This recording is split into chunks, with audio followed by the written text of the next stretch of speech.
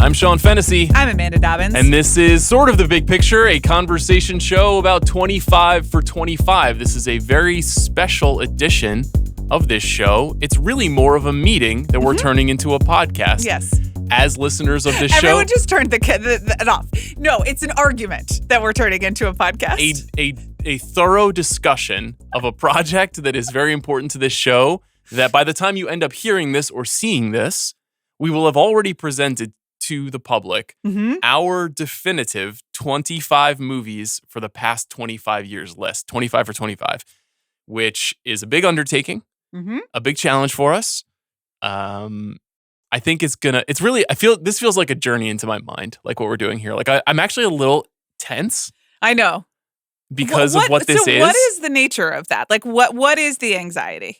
I don't want to fail by my own standard. Okay. And so this is a confrontation of not just what the show is, what we think about things collectively, how I individually process those things, but also there's like an end result that you'll be able to look at and you'll be able to say like, this is what those guys are. Now, whatever we do is going to get picked apart, criticized. I'm not actually worried about that. I think I'm only thinking about my own standard.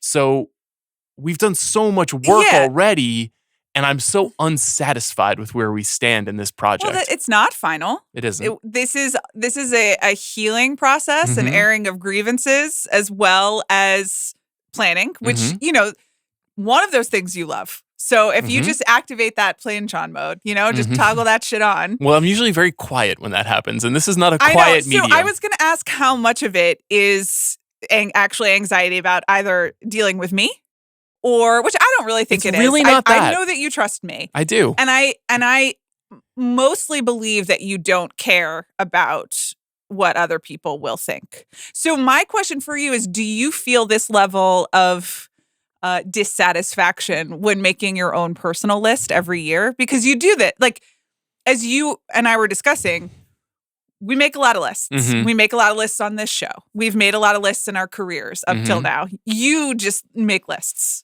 Like, that is just what you do on a Friday night. One of my pastimes. Yeah. Yeah, there's no doubt about it. It's always been. You get like 15 minutes on a Saturday afternoon and you're making a list. And then you're sharing the list. And I am once again sitting there being like, I am doing the other parts of my life, and Sean is just making lists. Yeah. So what is it about this that feels different? Well, I reserve the right to change any of my other lists. Like my end of the year list, like I won't change it actually where it stands once it's finalized. But in my head, I can go back and say like, actually in 2014, I thought this was the best movie. Or actually my favorite Bob Dylan song is this thing. This project is being recorded, and we are dedicating 25 individual episodes and discussions to where we land on things. So that actually means at the exclusion, aside from this conversation, of a lot of other things.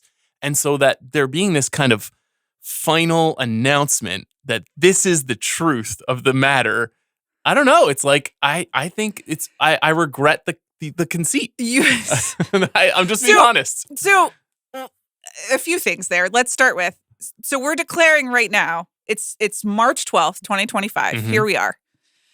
When we walk out of this room with the list, that's the list.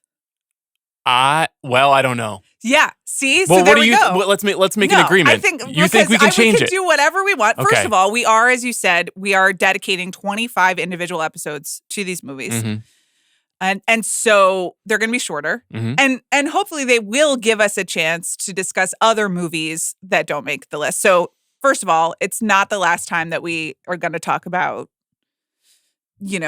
Brokeback Mountain or something, which I just don't like. Brokeback Mountain is not going to make it on the list, I don't think. Well, but we got to talk about it. We got to talk about it, but like I feel pretty confident that one that's a loss, which is a real shame. You wanted Crash, and you said if we have to choose one movie from that year, Sense and Sensibility, but that's 1995. Right? Well, yeah, that's a whole other issue. Yeah.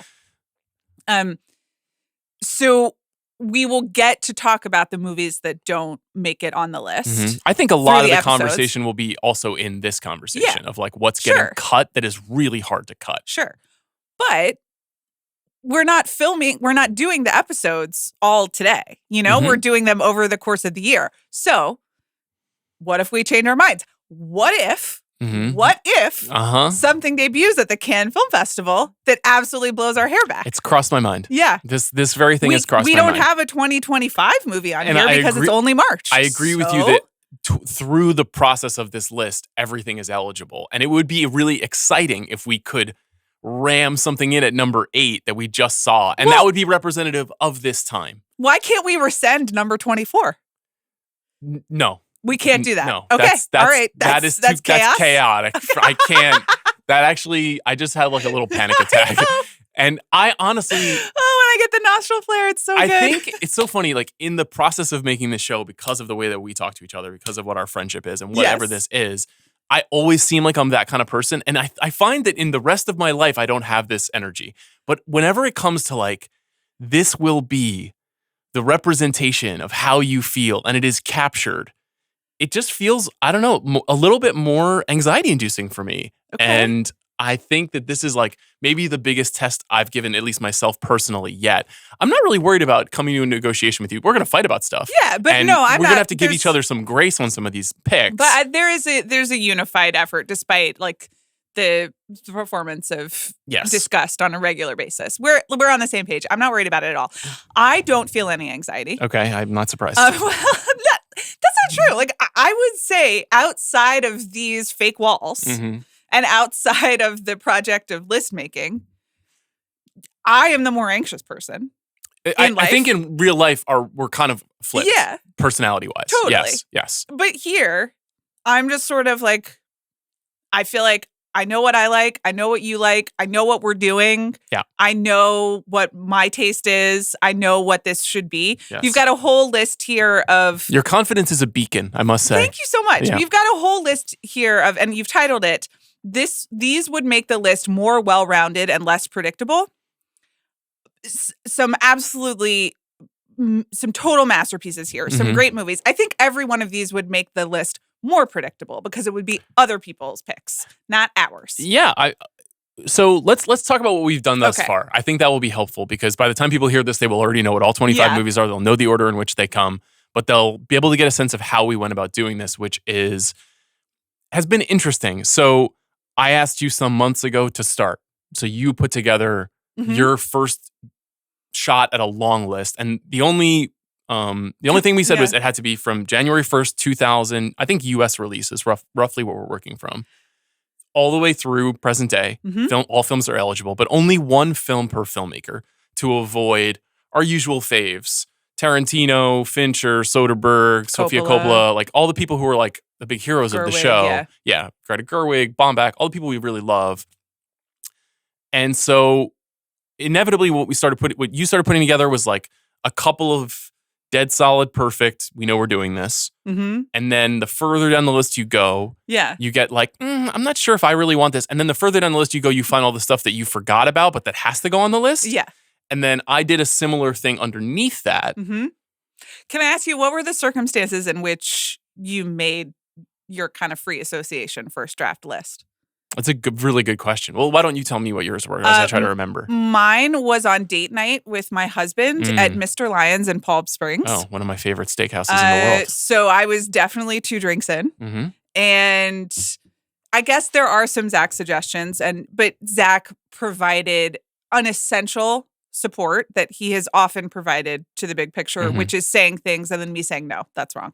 But also like being the backboard, you know? There's many ways in which Zach and I can relate. That is one of them. But it helps me hone my craft. Yeah. But so the process that you described of, okay, well, here are the obvious ones. And then like, here's my second glass of wine and I'm going to like get a little frisky. And then, oh, wow, I forgot this and this and this and this. Right. Was a bit the process. And I think I sent you 35 movies. Okay. I didn't clock that. And then I only know that because I went back and I put 35 movies. I didn't have a date night. That actually would have been nice. And maybe I should run this by Eileen before we actually start making the episodes because we haven't made any of the episodes yet. But I think I tried to do it without looking at anything. I think I tried to just almost like, air gap my laptop and just do it off the top of my head. Yeah. And I was able to use the list that you had and say, okay, from there. And so, we made this long list. I won't really spoil like what was on your initial round per se. But like, for example, like I think the additions that I made, the first one I thought of which is not going to make the list almost certainly, was Uncle Boone Me Who Can Recall His Past Lives, which is a Pitch Pong Verisithicals movie that was a huge phenomenon in the art house world. And whenever I think of 21st century movies, for whatever reason, that's a movie that sticks out. I haven't seen it in like 15 years, and we don't talk about it on the show. It's not really like a part of the show. It's just like a kind of a new cinema classic.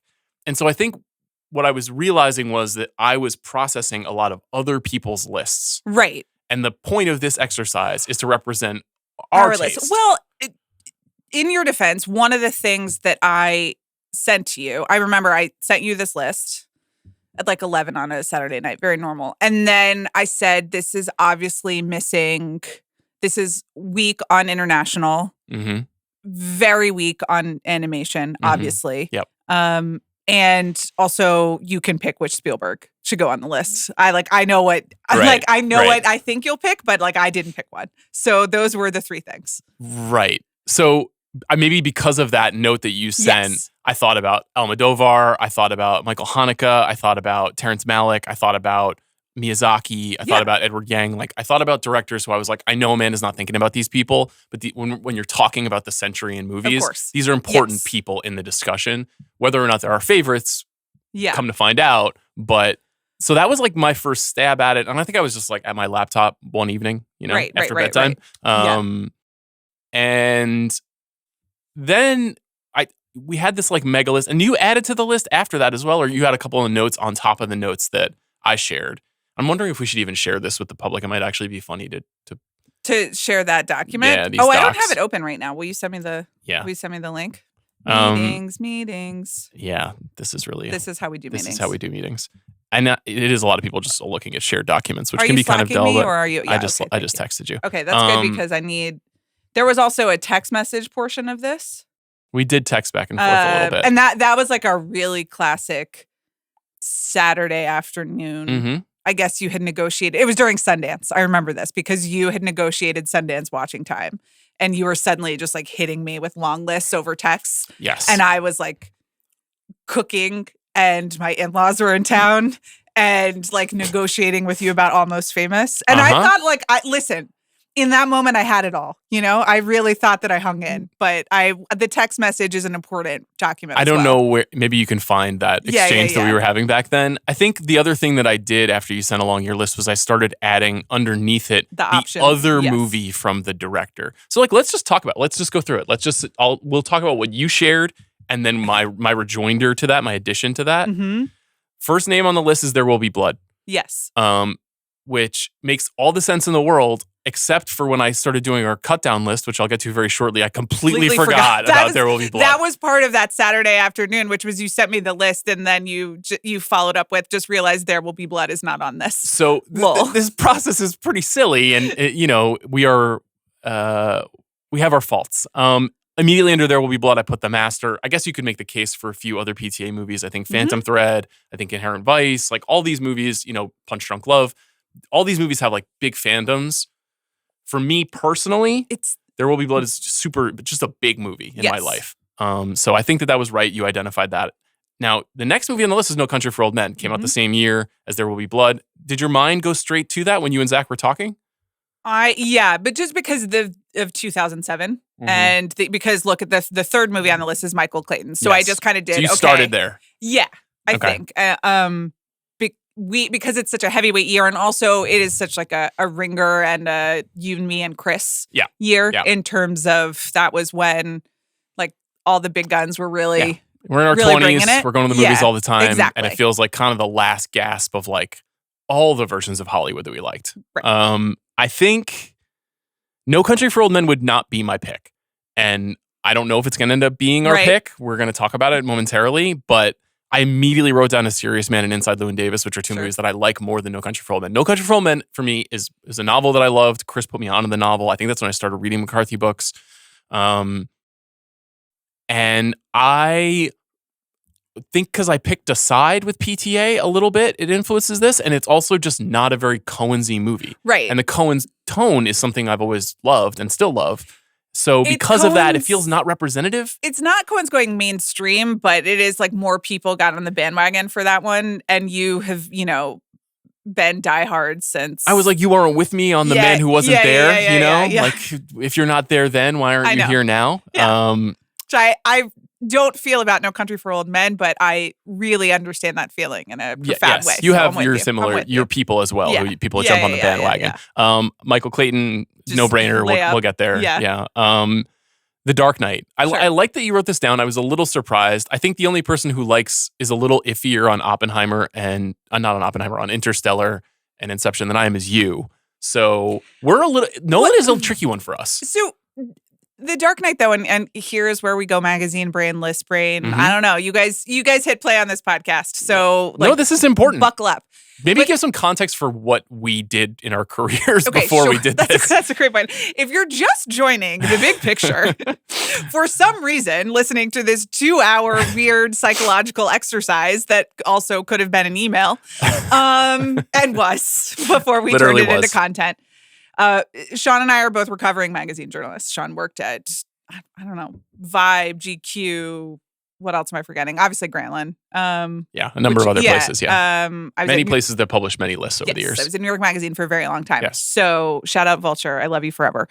So we are trained in making these packages with lists and supporting editorial pieces and investigations and charts and big essays and trying to provoke people into paying attention to what we think. That is what it was. Yes. And I think that there is like a sincere part of list making and packaging, and then there is a cynical part of it. And so I've always tried to make this show personally that same combination that I pursued in my work as a magazine editor. And I think you're right that The Dark Knight is both for me. It is actually the Nolan movie that gets me the most excited. And it is also the populist choice that is representative of an entire wave of movies from this century. So even though I wrote Oppenheimer, Prestige, and Interstellar underneath it, and I think many people who are younger than us would choose Interstellar. That's cool. But for us, that's not the movie. And you guys, and I know I normally say this in a disrespectful way, but this is like movie mom supporting you in your dreams. Make your own list. You guys can go do it. I hope you will. Maybe we can encourage that as part of this process. As long as you do it with kindness, go for it. The thing about Dark Knight, in addition to it ticking both the Nolan box and the superhero box, I think it's the best action movie of all of the movies that you just named. And it is serving action. Like it is taking we have a couple action movies on this list, but it has all three of those. Yeah. Also one of the great performances of the 21st century in Heath Ledger's Joker. 100%. So you've got 4. There's a number of reasons why it works so well. We'll talk about it when we do the episode. I think we're going to end up with The Dark Knight as our Nolan movie. Yeah. I would be surprised if we don't. I have a lot of affection for it. I was on a rewatchables early on in the run about that movie and was doing a lot of nitpicking in that episode. And I've heard over the years, like, you guys fucked this one up because maybe the show had not totally evolved into like, we love everything about this except for whatever bad politics are left over from this movie. Right. But it's always been a movie that has like kind of made my hair stand up. So I would push for it regardless. So I was happy to see that you put it there. Then Lady Bird and Little Women, obviously. Yeah, so Lady Bird is what I put on. Yes, Lady Bird is at the top. I would go Lady Bird too. I think I put Little Women on just to have the discussion. We can have the discussion very briefly now if you'd like. Little Women is one of the most under-celebrated movies of the last 10 years, including by me. And, once again, you're setting it down. I know, I feel bad. And why am I doing that? I guess because Lady Bird is both... it is the debut feature. It is original, written and directed by Greta Gerwig. Little Women is an adaptation. I think it's like a genius adaptation, and it is in conversation with like both that novel, all of the movies that have been made before it, just the whole idea of women in society. So it's doing a lot and doing it really artfully, but. I think that I guess I'm just prizing the original, which is maybe lame, but that's where I am. I would go Lady Bird 100 times out of 100. I think that every generation gets a great coming of age movie. I think this is that generation's great coming of age movie. I wouldn't argue for Little Women or Barbie, and I don't think I'll be arguing for the Chronicles of Narnia. I didn't even try for Barbie. But let's stop doing that. Right now, let's just say stop doing what? Let's just stop doing that thing where you've just written Greta Gerwig's entire career off. I'm not writing her career off. I know, but like the way you were just sort of like, no, I don't think. It comes for us all. As you said, school is expensive. I know. I brought this up recently, which was in March for those of you listening. And listen, Barbie into Chronicles of Narnia, and I loved Barbie. I thought that, I mean, she's a genius. I want to be her when I grow up, and I never will be. But I would like more Ladybirds. Yeah, it's not what you would have done. Yes, it's not what you would have done. The market doesn't want more Ladybirds, though. So, and again, school is expensive. Look, Nolan made 3 Batman movies, and then went on and did, Dunkirk, Tenet, right? Oppenheimer, The Odyssey. So should Dunkirk have been on that list? I mean, we're not going to pick Dunkirk over The Dark Knight. But it's a movie that I have a great admiration for, but I don't have a deep emotional relationship to. I think if CR were here, it probably would have been his Nolan pick. Right. But CR is probably going to end up doing his own version of this on his show for TV. So, he can. Oh, he is? Oh, that's fun. I would assume. I think we're all across the ringer doing a lot of this stuff. Do you think that we should let Chris record an episode to also come out around now, which is just like his response? I do not. I think that would be funny. I mean, he's welcome to record it. Where it will be released, I don't know. Okay. Chris Ryan is the only person in the universe who I would take feedback from on But this. The thing is that it's not in his nature to be like, here's what you got wrong. That's why he's such a good friend. I know. Well, that's obviously a critical component of this show. So one thing I think we're missing content-wise is just like Chris Ryan's take on stuff that is like not Chris Ryan core. Mm-hmm. He sees the world in a unique way. So whether it's Chris Ryan cooking something or Chris Ryan going through this list and being like, here's my opinion about it. He hasn't seen Little Women because it's directed by a woman. So we can't, he's actually just not well suited to a lot of these questions. Moonlight was the next movie you had on the list. Yeah. Interestingly, is not on the cut down list right now. Yeah. Now, I know why you went to it.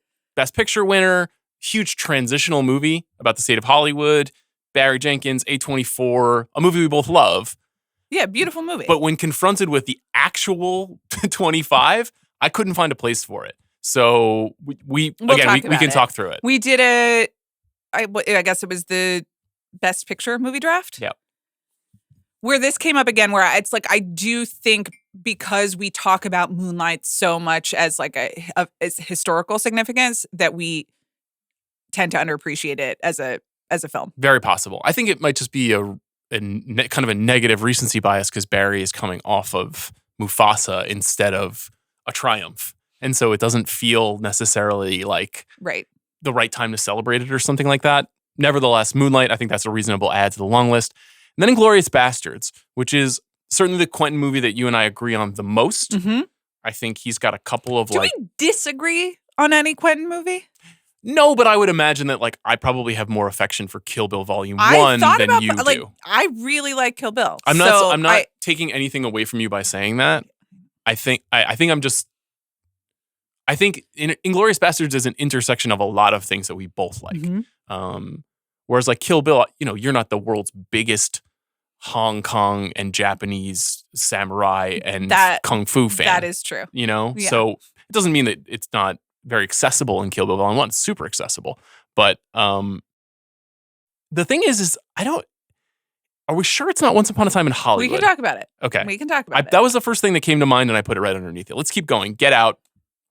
Don't even try. I mean, you can try. You can say it. You've written here. I don't think that it should be Nope. I think Get Out is the most important film. I think there is a decent chance because Jordan Peele reveres John Carpenter so much that Jordan ends up having a kind of Carpenter-esque career where Get Out is Halloween and Nope is The Thing. And a lot of time is going to go by and people are going to be like, Nope.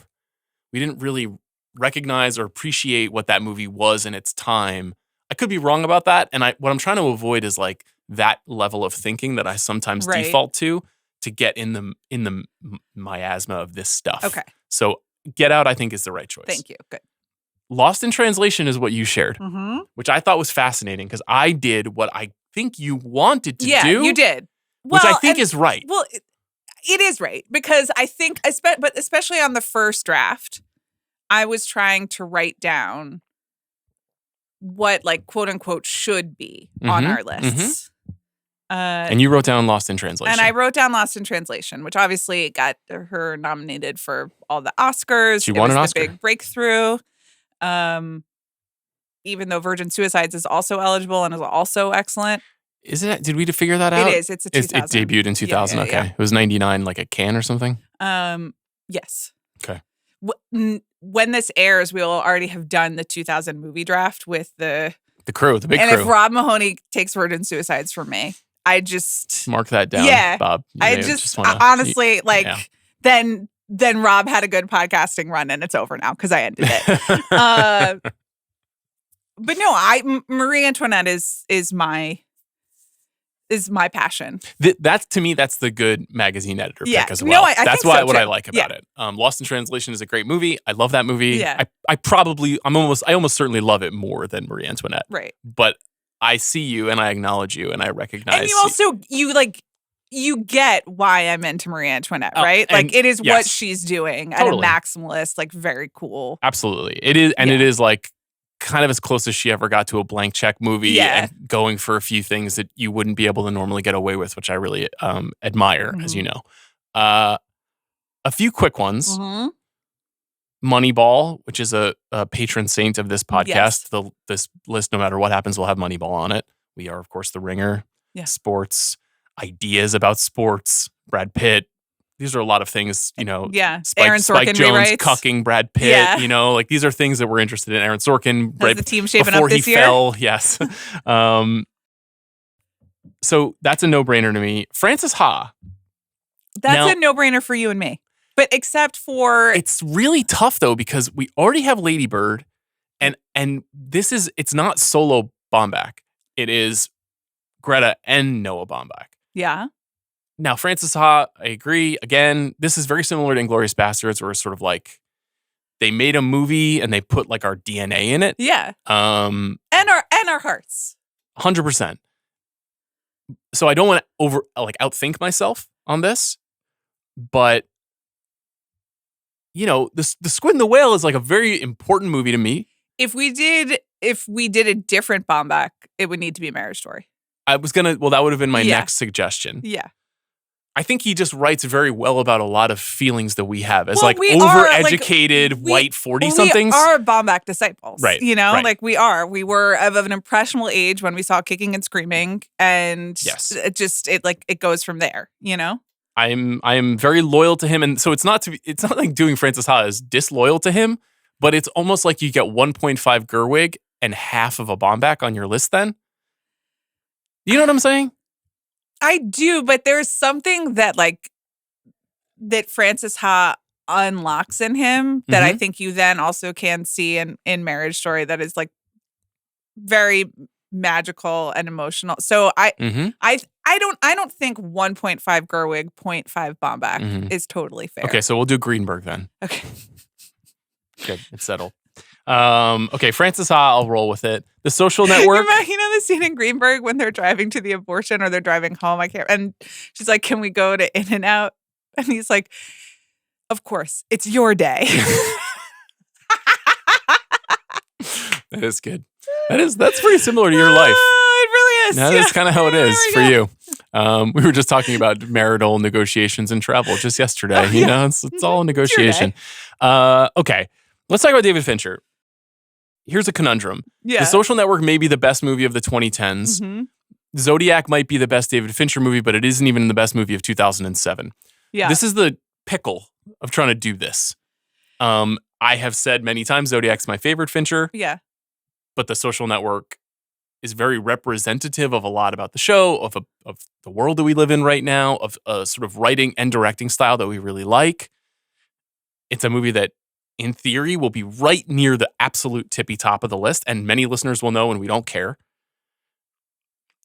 I just want to say it again, Zodiac is this like the hardest cut on the whole list because of the rule that I created and imposing on myself for no good reason other than to avoid putting 2 Fincher movies or 5 Fincher movies on the list. You say what? Did you get that out of your system? I did. I got it you all got out. it out? Yes. Can you tell I've been grinding on it? That was just like, we needed to put you back in the void for that.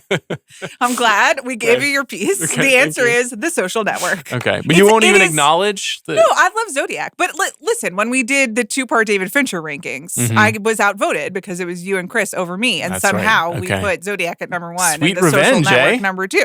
Listen, it's like essential to our project.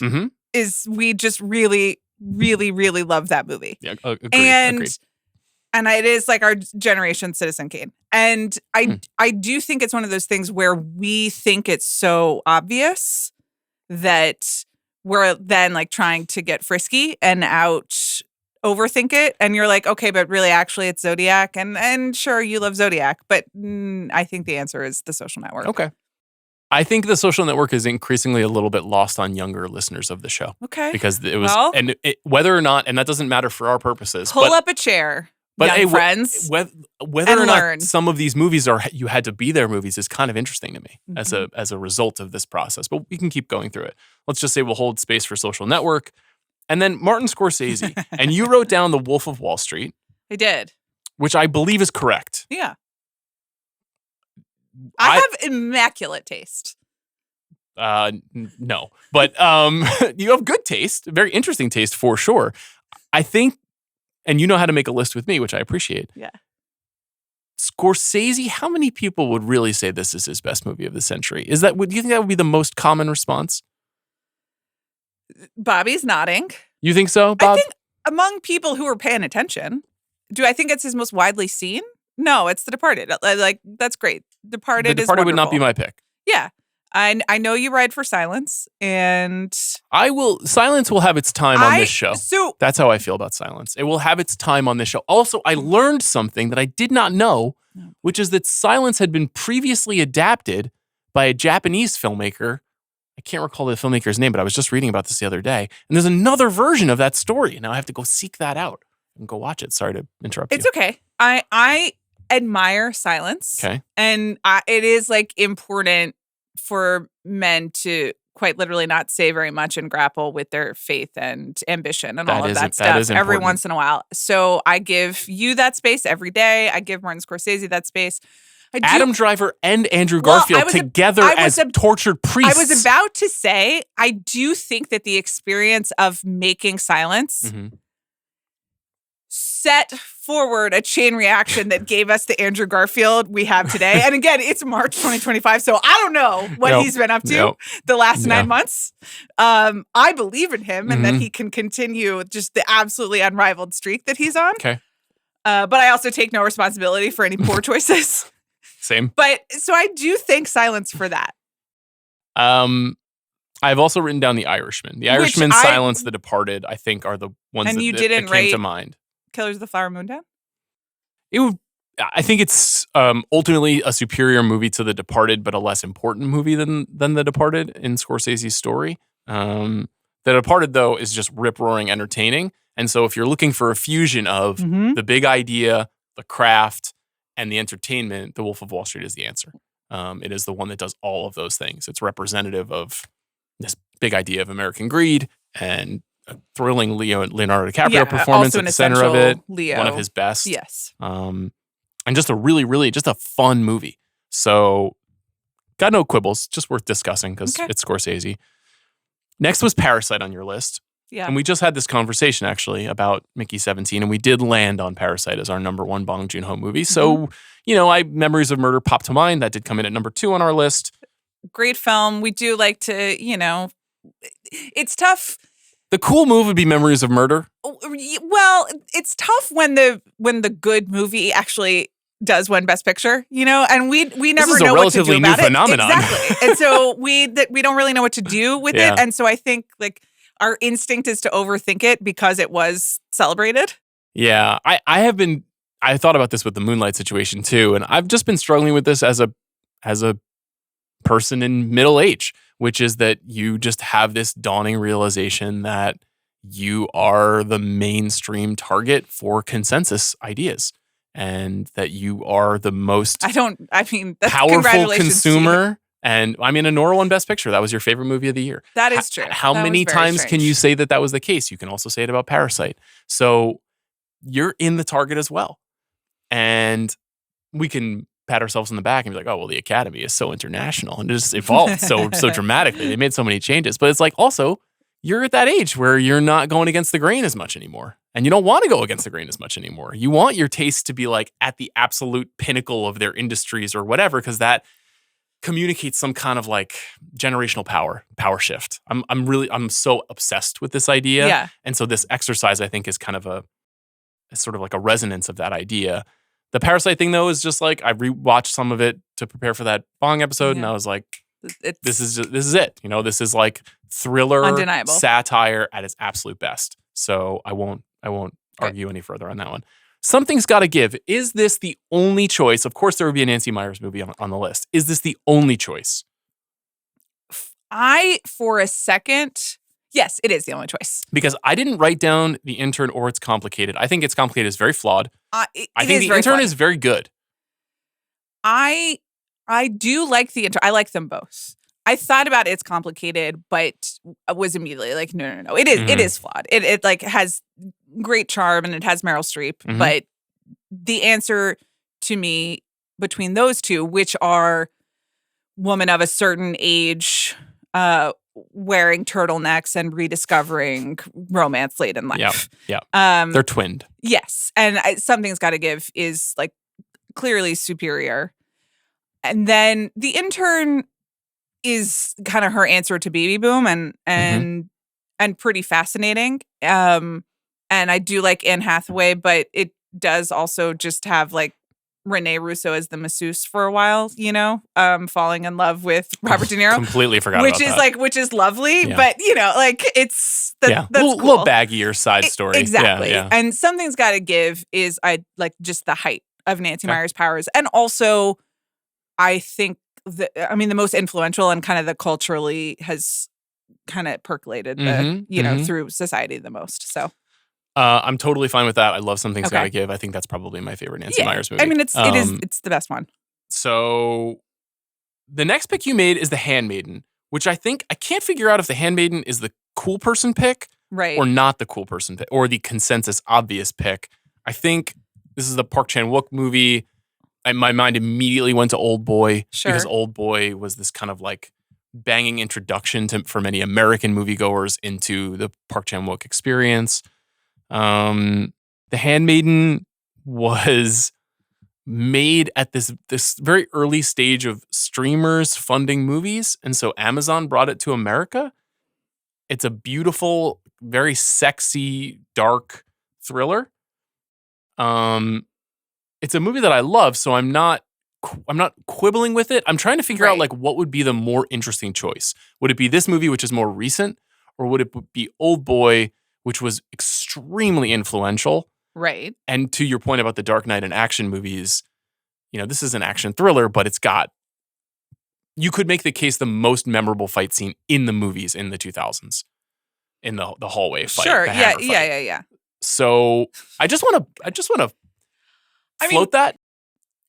I wrote down The Handmaiden because of all the sex, obviously. And there are not a lot of, although The Wolf of Wall Street has plenty of that stuff too. But like there's not a lot of different way. Yes. So I know. Easily Park's sexiest movie. Yeah, I know why I'm voting for The Handmaiden. Okay. But that doesn't have to be the twisted. reason. You know, not like your traditional. Sure, but you know. Adrian Lyne, romantic thriller. That's true.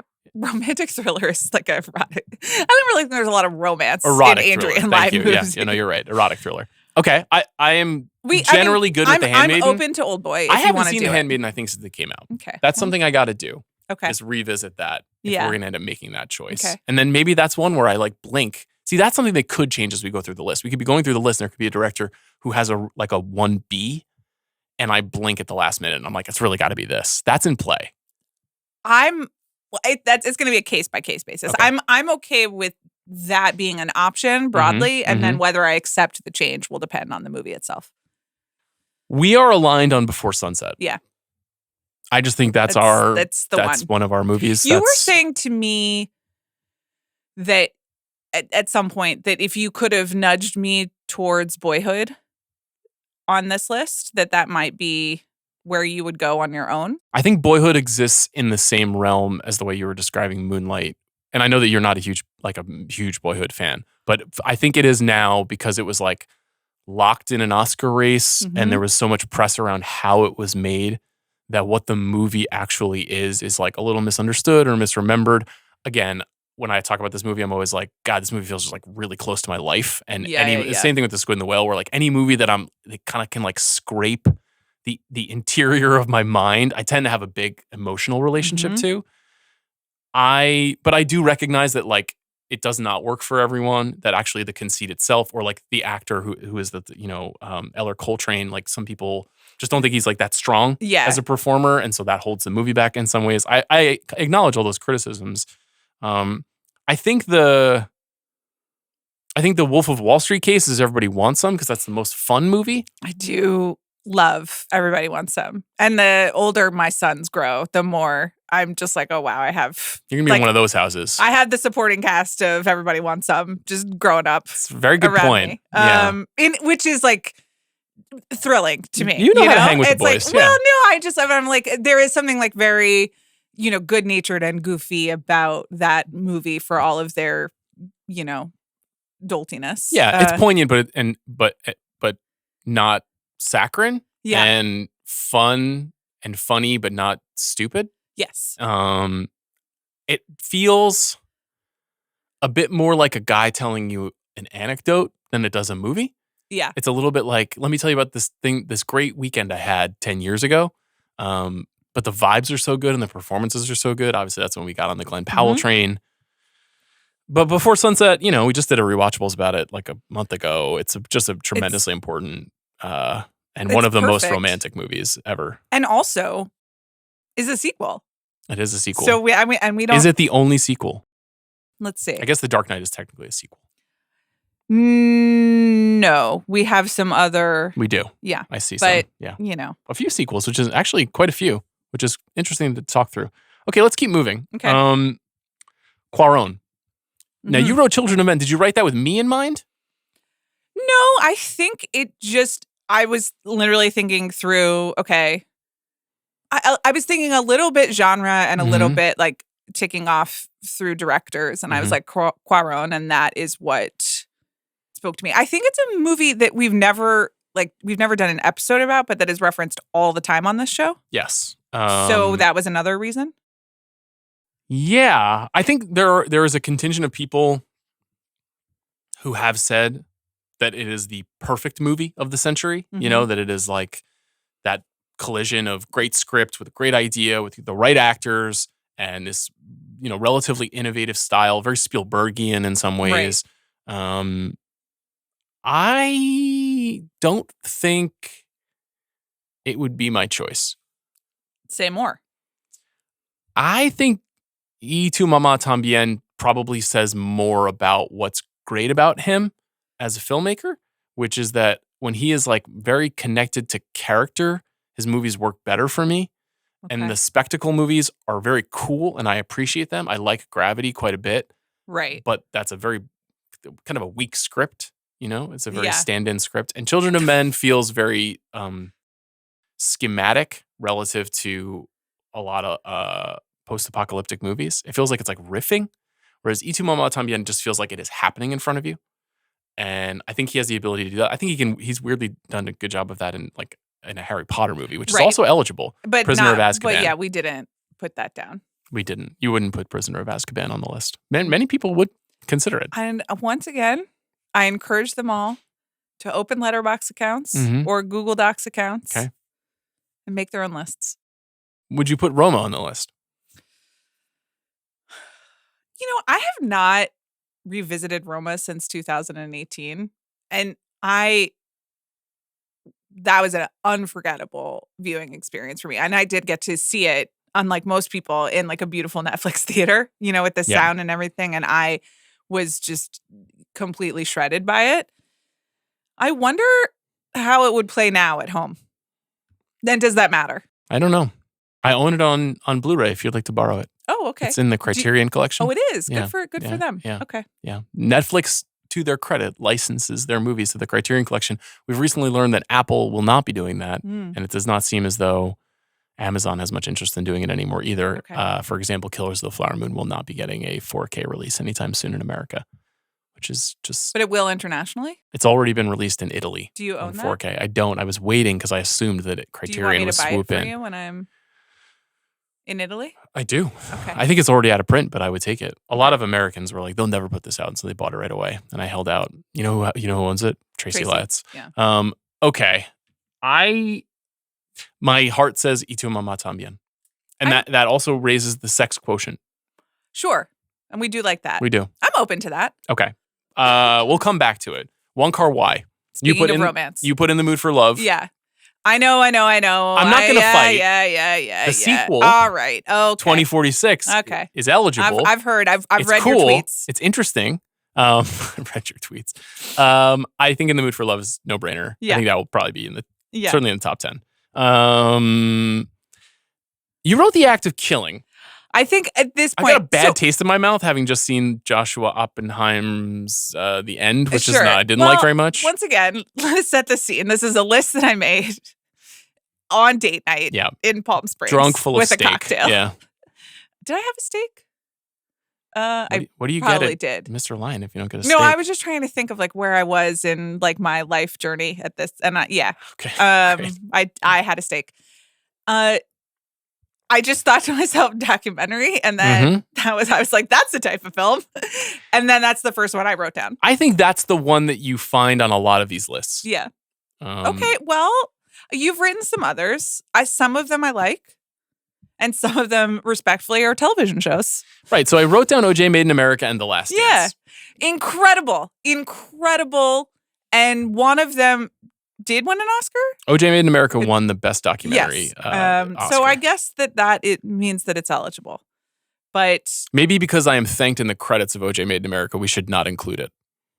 I just like to send my love to Ezra Edelman, whose Prince movie is not allowed to be released. Which sucks. Which is terrible. Though maybe I still haven't seen it, and I would like to. It's March right now. They're not going to work it out. I think it's officially. I think Ezra's like doing interviews about how it's never coming out. I mean, that's so true, that's, but that's terrible. You never know. You never know.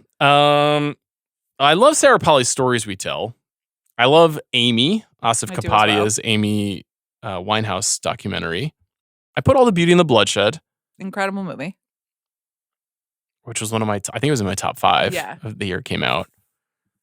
And I put Errol Morris's The Fog of War. This is a really good one. Now, where we're at on the cut down list, which we're not even talking about yet, I didn't have room for a doc. Yeah. Which is testimony to this. Right. The Fog of War, though, it's essential. Yeah. That's a big one. Yeah. That's a big one. That's Robert McNamara being confronted by Errol Morris and kind of like illuminating the U.S. Department of Defense's experiences and strategy over a 40-year period, particularly the Vietnam War. Sort of put a little red circle next to that one. A little red dot. We can circle several of them. Okay. Except for The Last Dance, which I loved so much, and it really got us through the pandemic. It's but great. That's terrific. a TV show. It's a TV show. It's a TV show. It's that's a cool. TV miniseries. The iPad when it's about to. It's really. I mean, really he innovated a whole new way of making. So many documentaries use the iPad technique of just like, hey, look at this thing that happened to you 12 years ago. Yeah. Comedy. You wrote Superbad. I did. I was fully on board with this. Mm-hmm. I wrote Anchorman: The Legend of Ron Burgundy underneath it as the goofy Apatovian era of comedy. Right. I pivoted to Anchorman. Yeah, that's fine with me. Okay, so we don't even need to debate that. I think that I put Superbad down because I have a clear memory of seeing Superbad in theaters, packed house. Mm-hmm. Everyone screaming and crying and laughing. And also I was with my then boyfriend who was just very high. And I was just like trying to navigate him through like a loud experience. Okay. So, it was like my own Superbad within a Superbad. But Anchorman is extremely funny. I would also accept Step Brothers, but I would as well. Yeah. But Step Brothers feels like the cool pick and Anchorman feels like the true pick. I don't. Honestly, the thing I like about Anchorman is that there's like a real female character in that movie. There's like not a lot of good female characters in a lot of these movies. That's very true. I guess Emma Stone kind of, sort of, but she's basically a sketch in Superbad. She's great. She's wonderful. Christina Applegate actually has a lot to do and is like essential to Anchorman. Okay. Whiplash? Now you wrote Whiplash. Yeah, because this is a group project. Okay. You like Whiplash?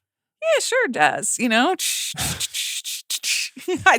I don't know. Listen, I do really like it. And it is also, I find it, it's an incredible movie. What it's about is a little annoying to me in just like all you men need to calm down sort of way, But no, it's a great film. Got it. La La Land? I, as you know, love La La Land. It's good. Babylon?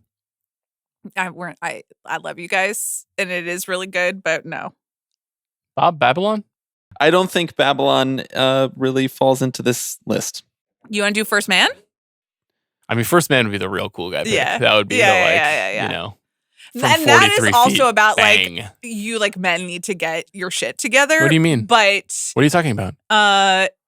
Sometimes you have to go to space. You're just a bunch of boys. Is like at least a literal quote in that one. Yeah. I think it's very self-aware. And that no, it's good. It's good. And that last scene of them, it's just really how far stuff. apart we really are. You know? I don't think we really want the Damien Chazelle movie where he's like, I got it all figured out, guys. I'm really content. Yeah.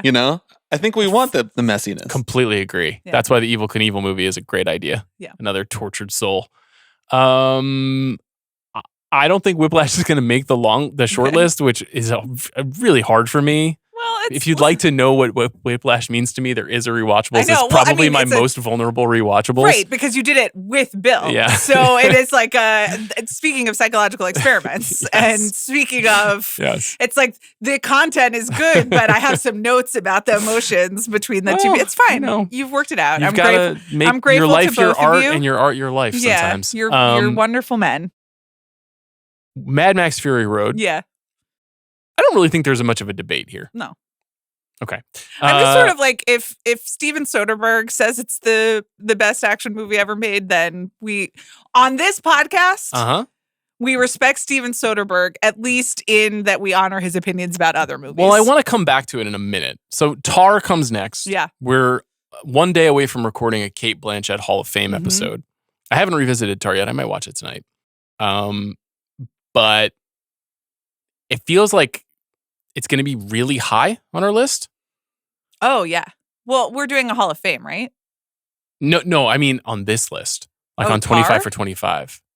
Well, we both want it to be really high on this list, but on the list that you have put together, it's not on it. I know. Now. So I don't know. So there are two movies from 2022 that are definitely the most exhilarating movie-going experiences I've had in the last 5 years. Mm-hmm. And neither is currently on the short list. We don't have anything after 2019 on the list right now. That's correct. Let's keep going. Okay. Mission Impossible Fallout. Another action movie. Yes. Another sequel. Yes. Are we being redundant with Mad Max Fury Road and The Dark Knight by including Mission Impossible Fallout and perhaps even Top Gun Maverick, which you have on the list next? This is a lot of sameness. They're not the same movies, but the energy and the experiences are kind of the same. Well, I hear you. But then I think we have to jettison Mad Max Fury Road. Well, we can't not have. Okay, we can pick between the Tom Cruise movies. I think we will have to. I know that we have to do that. But I think if you want to like get rid of action movies. I don't want to get rid of action movies. I think it re-raises the question of the Nolan choice. Well, I'm not putting Oppenheimer on this. Why? What's wrong with Oppenheimer? The third hour is what's wrong with Oppenheimer. Robert Downey Jr. is what's wrong with with Oppenheimer. Many people disagree. Okay. Myself included. Yeah, and the Academy. So how do you feel? How do you feel about a Norris win? Like sometimes the best movie wins. What can I say? I don't, this is just what's happening. You're 40. Deal with it. Top Gun Maverick, I don't think is going to make the cut. I'm not saying it's not important to you and your family. And also to this show and to cinema. It is. In 2022, it's like, do you remember? Like, we were down bad. We were down so bad as a global community. And then settle down. Tom Cruise was like, frankly, stubborn. And I disagreed with him about how long he made us wait to see that film. And then we went to see it. And it was my first movie back in theaters after having Knox. It was like the world opened up to me and to everyone else. And that shit is beautiful. And do I tell my son the story of Top Gun every single night before he goes to bed at his request? Yes, I do. And when he says that, he means Top Gun Maverick. The first line is, there once was a pilot named Maverick. Sometimes I substitute in other people and he's like, no, Maverick. So yes, it is of outsized importance to me. But in terms of blockbusters, in terms of people going to the movies, like deeply, deeply important. And it works. Like it is like a blockbuster machine, but it works. And a 3-year-old can understand what's going on. And, his grandfather can sit with him and also be like, ooh, when Tom Cruise tells the air boss, who is John Hamm, off. So it's a beautiful movie. Let me pitch a theory at you. Yeah. It's The Force Awakens for people who are addicted to movie stars. Okay. I mean, you don't need to say it like that. Well, I'm just think about it. Just think about it. It's giving you a lot of what feels comfortable, what feels good, what feels familiar. Gussied up a little bit with some new technology. They flew all of those planes. I'm just putting that out there. Absolutely, definitely. It's just a much better movie, even if you don't come into it with the context, than The Force Awakens. Like, it's just much more entertaining, and it's much more well crafted, especially like how the script actually translates to the screen. I'm not saying it is equal to The Force Awakens. In terms of the experience that it's giving you, though, there's no invention. It's a press the pleasure button. But do you remember when he throws the rule book in the trash, though? Yeah. Do you know what? That is part of the story. Every night, that's part of the story. I say, and then he throws the rule book in the trash, and everyone goes, but it's okay because he knows the rules. That is part of the story of Top Gun.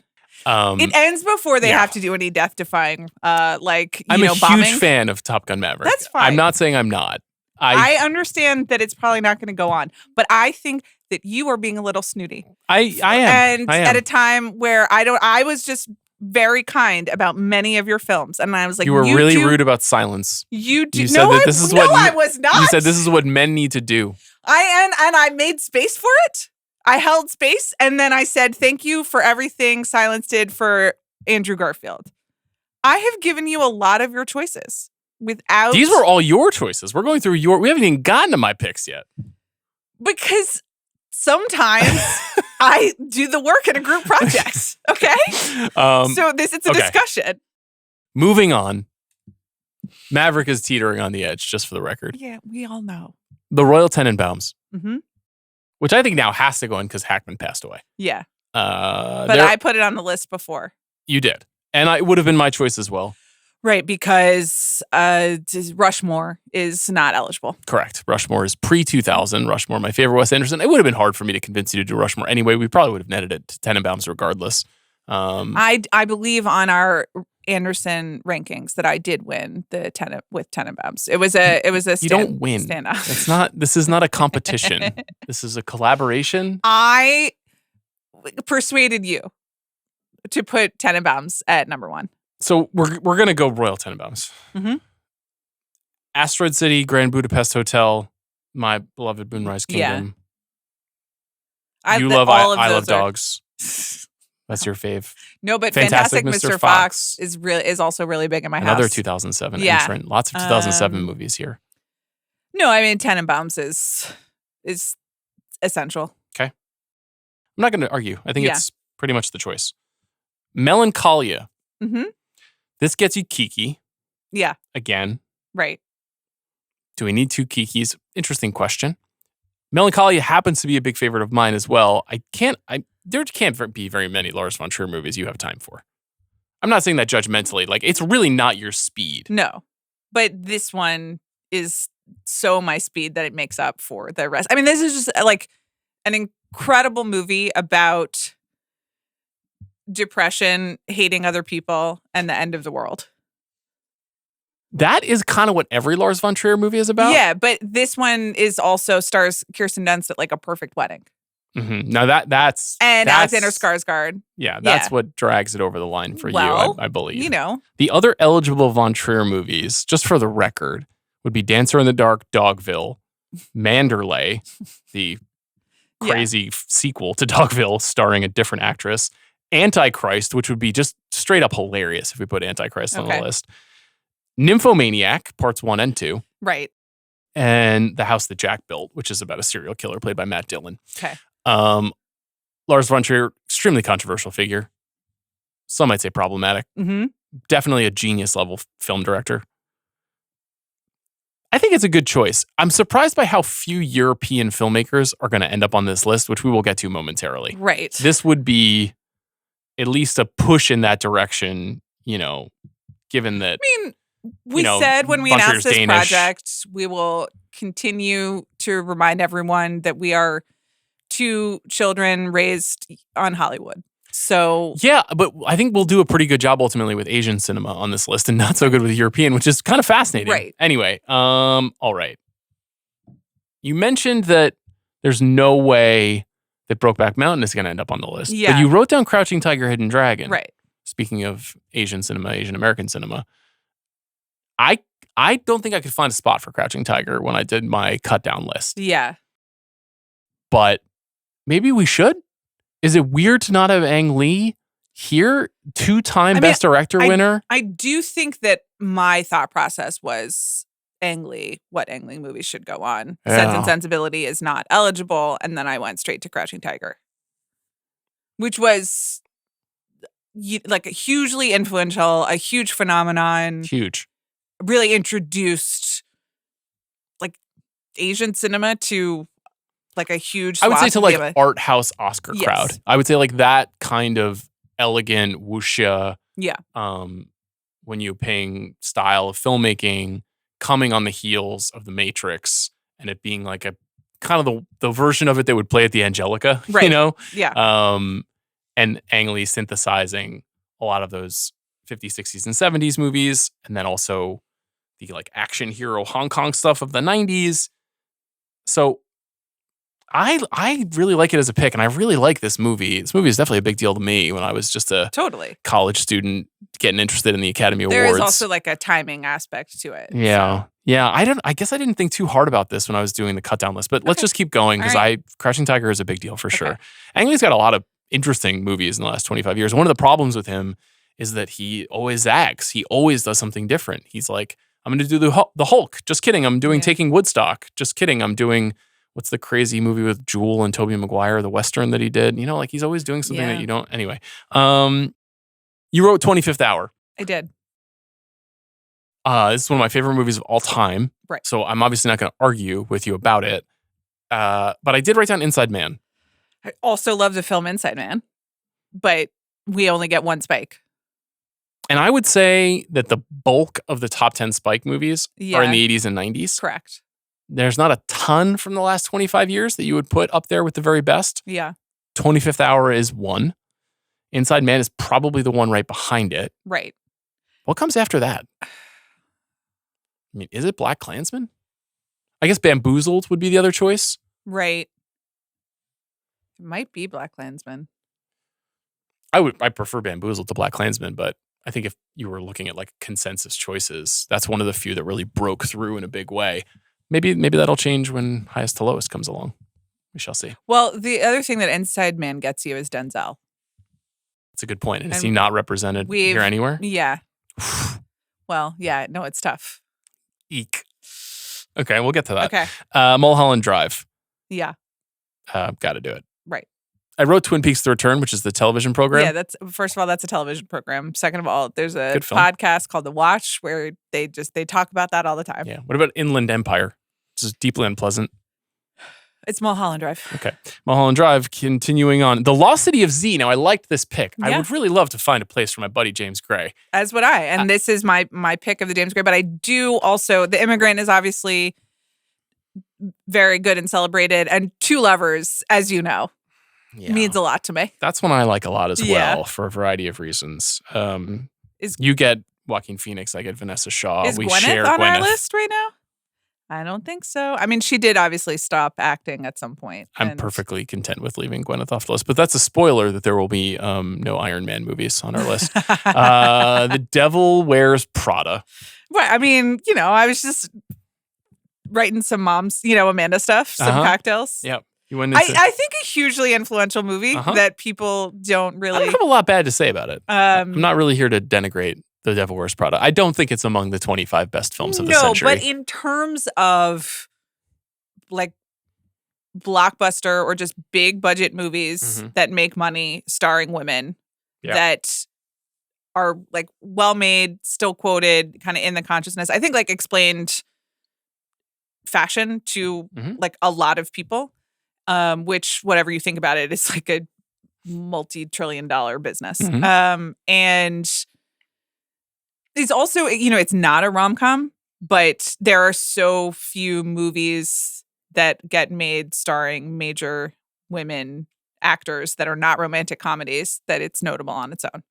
Also, just hugely important to me, but all very strong points and valid that I will not take away from you. That's fine. But it doesn't have to go on. It's just good. Margaret. Yeah.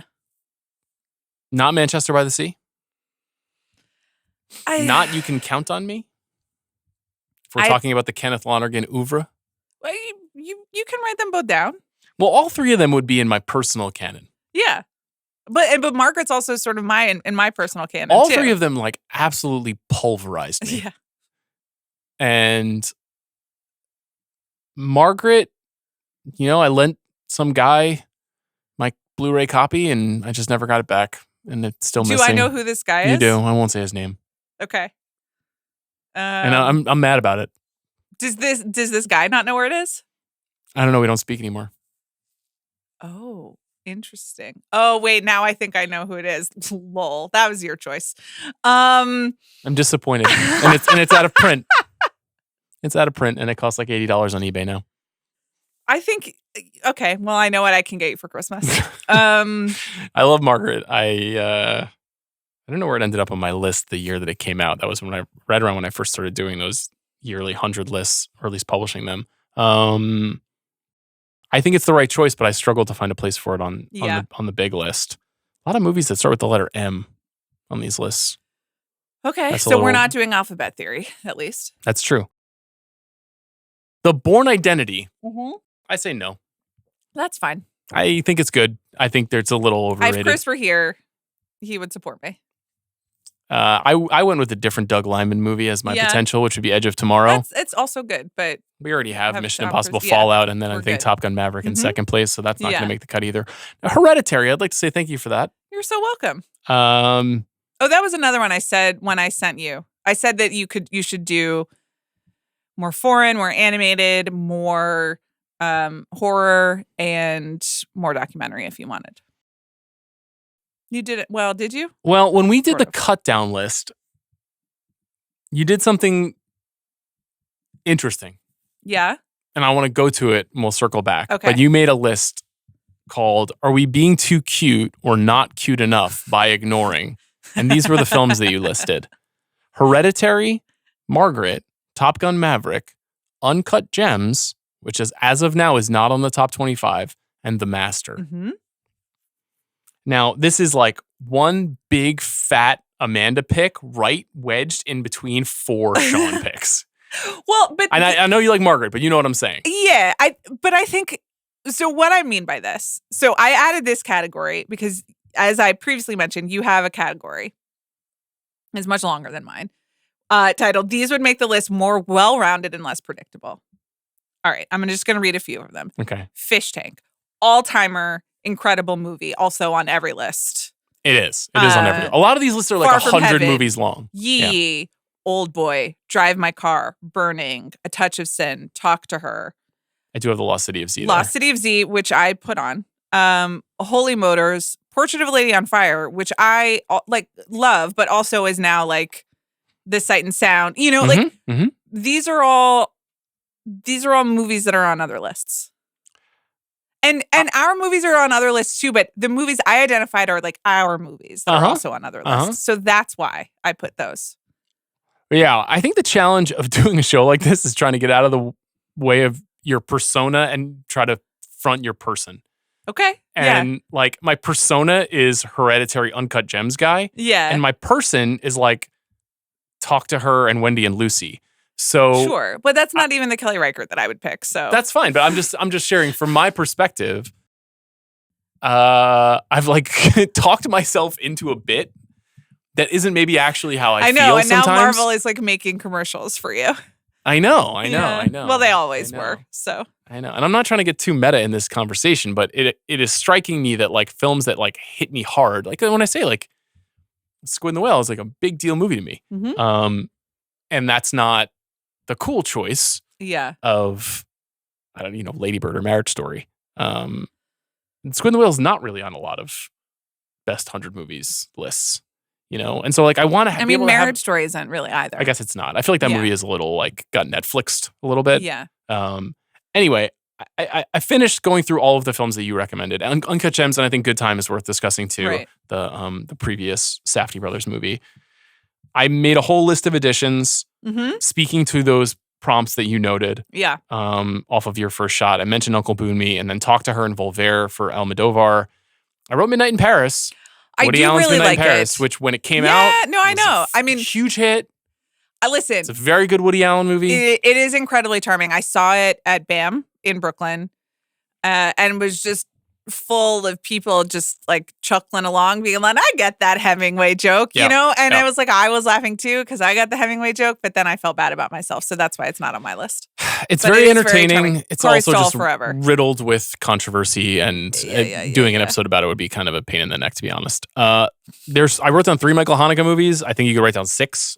Piano Teacher, Cachet, and Amour sprung to mind immediately. I think The White Ribbon's on the table there. Funny Games on the table there. There's like a bunch of movies. Again, he's a me director and is like a very unsparing, withering. As you know, I mean, you do see that in the world. Yeah, I see that in the world. And I've seen. You've seen Amour. We talked about Amour on the show. Yeah, Amour. I like famously saw very early on dating Zach, and right. Also at BAM, and just sat there across the. You saw White Ribbon, I think, right? Saw White Ribbon, Funny Games. I mean, like totally fucked up, but and that was like a very pop Hanukkah movie. Exactly. Yeah. So, and I do tend to respond to the pop stuff more. Yeah. The Tree of Life. Yeah, it's weird. The Tree of Life is not on there. So we'll come back to the other 2 lists that I added that are challenging. But the Tree of Life, it's going to be hard for me to not put the Tree of Life on this. I think that is correct. Yeah. The New World has its defenders as well. I'm not as fond of the New World, but the Malick heads love that one. I wrote 2 Edgar Wright movies, Shaun of the Dead and Scott Pilgrim versus the World. I think these are very big picture movies. And they represent something in the culture that is sort of like self-awareness, but not at the expense of craft, that I really like in modern movies, that I think only a few directors know how to do well. Edgar Wright is one of them. Obviously, Spirited Away will almost certainly be the representative for Miyazaki. I would welcome any other additional recommendations you might have for Miyazaki. I also find that kind of the 90s and 80s stuff is the most resonant for me with him beyond Spirited Away, which is not to say that the movies in the last 20 years are bad, but you find Totoro and Porco Rosso. Porco Rosso, sure. Howl's Moving Castle. Like you find that those movies kind of come up more in the all-timers. Well, Howl's Moving Castle is 2004, I believe. Okay. And that's one that's beloved kind of like in my generation. Ponyo is beloved too, but I don't think it is striving to be as quite. Yeah, feels more slight compared to the others. Yes, definitely. I mean, my personal favorite is Mononoke, but that is 1997, I believe, so it's not eligible here. I think that Spirited Away, Where You Landed, is probably the only one that would fall in consideration here. Spirited Away is on the Sight and Sound list, right? Where did that land? Can you look that up, Bob? Sure. You mentioned Edward Yang Ziyi. Pan's Labyrinth. Sure. Guillermo del Toro's. Yeah. I don't know. This is probably his. I know The Shape of Water won Best Picture, but I feel like it's his most celebrated movie. Yeah. Sully? There's no Clint Eastwood on this list. Yeah. Would you pick Sully? What would you pick? I do really like Sully. What else is post 2000? Sorry. The Mule? Would you go with The Mule? No, I was just Richard remembering. Jewell? I want to say in 2020, the New York Times critics did a best movies of the 21st century, and I swear to God, A.O. Scott put $1 Million Baby at number 3, and that's just like a real thing that happened. Couldn't be me. And then I was remembering when I remember the draft that we did where Chris was like sitting on $1 Million Baby and Blockbuster at the last minute or Oscar or something. Yeah, I do remember that. Yeah. He loves that movie. I would not pick $1 Million Baby. I wouldn't either. At number 3 or at any other. I think it's Sully. Yeah. I like think. Sully a lot. I saw that at the Vista. Oh, how nice. Okay. Spirited Away, by the way, is 75 on the latest Sight and Sound poll. It's a little lower than I would have guessed. I would have guessed top 50. Probably next time around when there's more young Miyazaki heads are voting. Okay, quickly through the rest of this list. Meek's Cut Off, one of the other Kelly Reichardt movies. Hell or High Water, which I think is still very widely appreciated. The Assassination of Jesse James by the coward Robert Ford, directed by your fave, Andrew Dominic. Steve McQueen's Hunger. Did not put 12 Years a Slave. Right. You could put it if you wanted to. You could put Widows. I was going to say you could put Widows. Arrival. Yeah, now, you did not have Villeneuve on your first I didn't. list. I was waiting for you to make your decision. I do think that this is when looking around, when I realized how many of the Letterboxd kids love Incendies. Like, and that is the number one on Letterboxd for all of them. And I was kind of like, oh, all right, kiddos. Like, I wouldn't say that wouldn't be for me. My pick would be Sicario, but you could write that down. Okay, I'll just write it down. Sicario is very good. It certainly is. Sicario. The favorite. If you're going to pick a Yorgos Lanthimos movie, he is one of the premier directors of this time. Whether you like his movies or not. I like The Lobster. I do too. Yeah. And I think that would be a good pick for this list. Okay. I don't have it on the cut down list, but nevertheless, I like where you're at. The Lobster, very funny and insightful movie. A Prophet, which we will not be putting because of Emilia Perez. Portrait of a Lady on Fire, you mentioned. The Raid.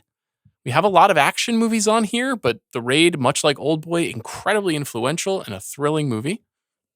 Just putting that out there. Following up with John Wick. Yeah.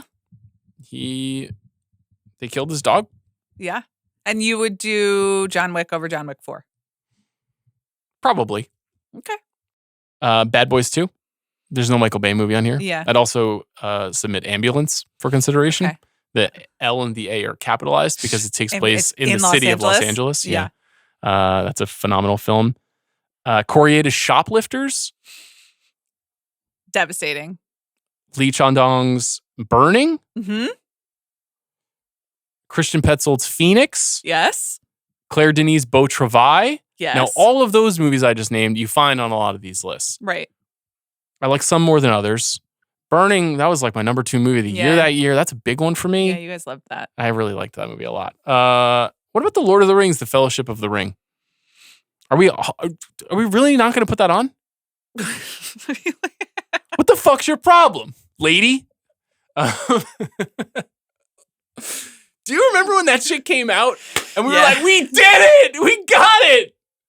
Peter Jackson, you beautiful bastard. Yeah. That was awesome. I do remember. That movie is great. Yeah, they're good. They're good. I have absolutely no memory of what happens in any of them besides like the ring. Fly, you fools. And I know my precious. And my mother, for some reason, is not aware of the Lord of the Rings barely and calls both my children like my precious. Like that is what her does. And I'm just like, this is fucked up, ma'am. Like someone needs Tolkien from what he knew.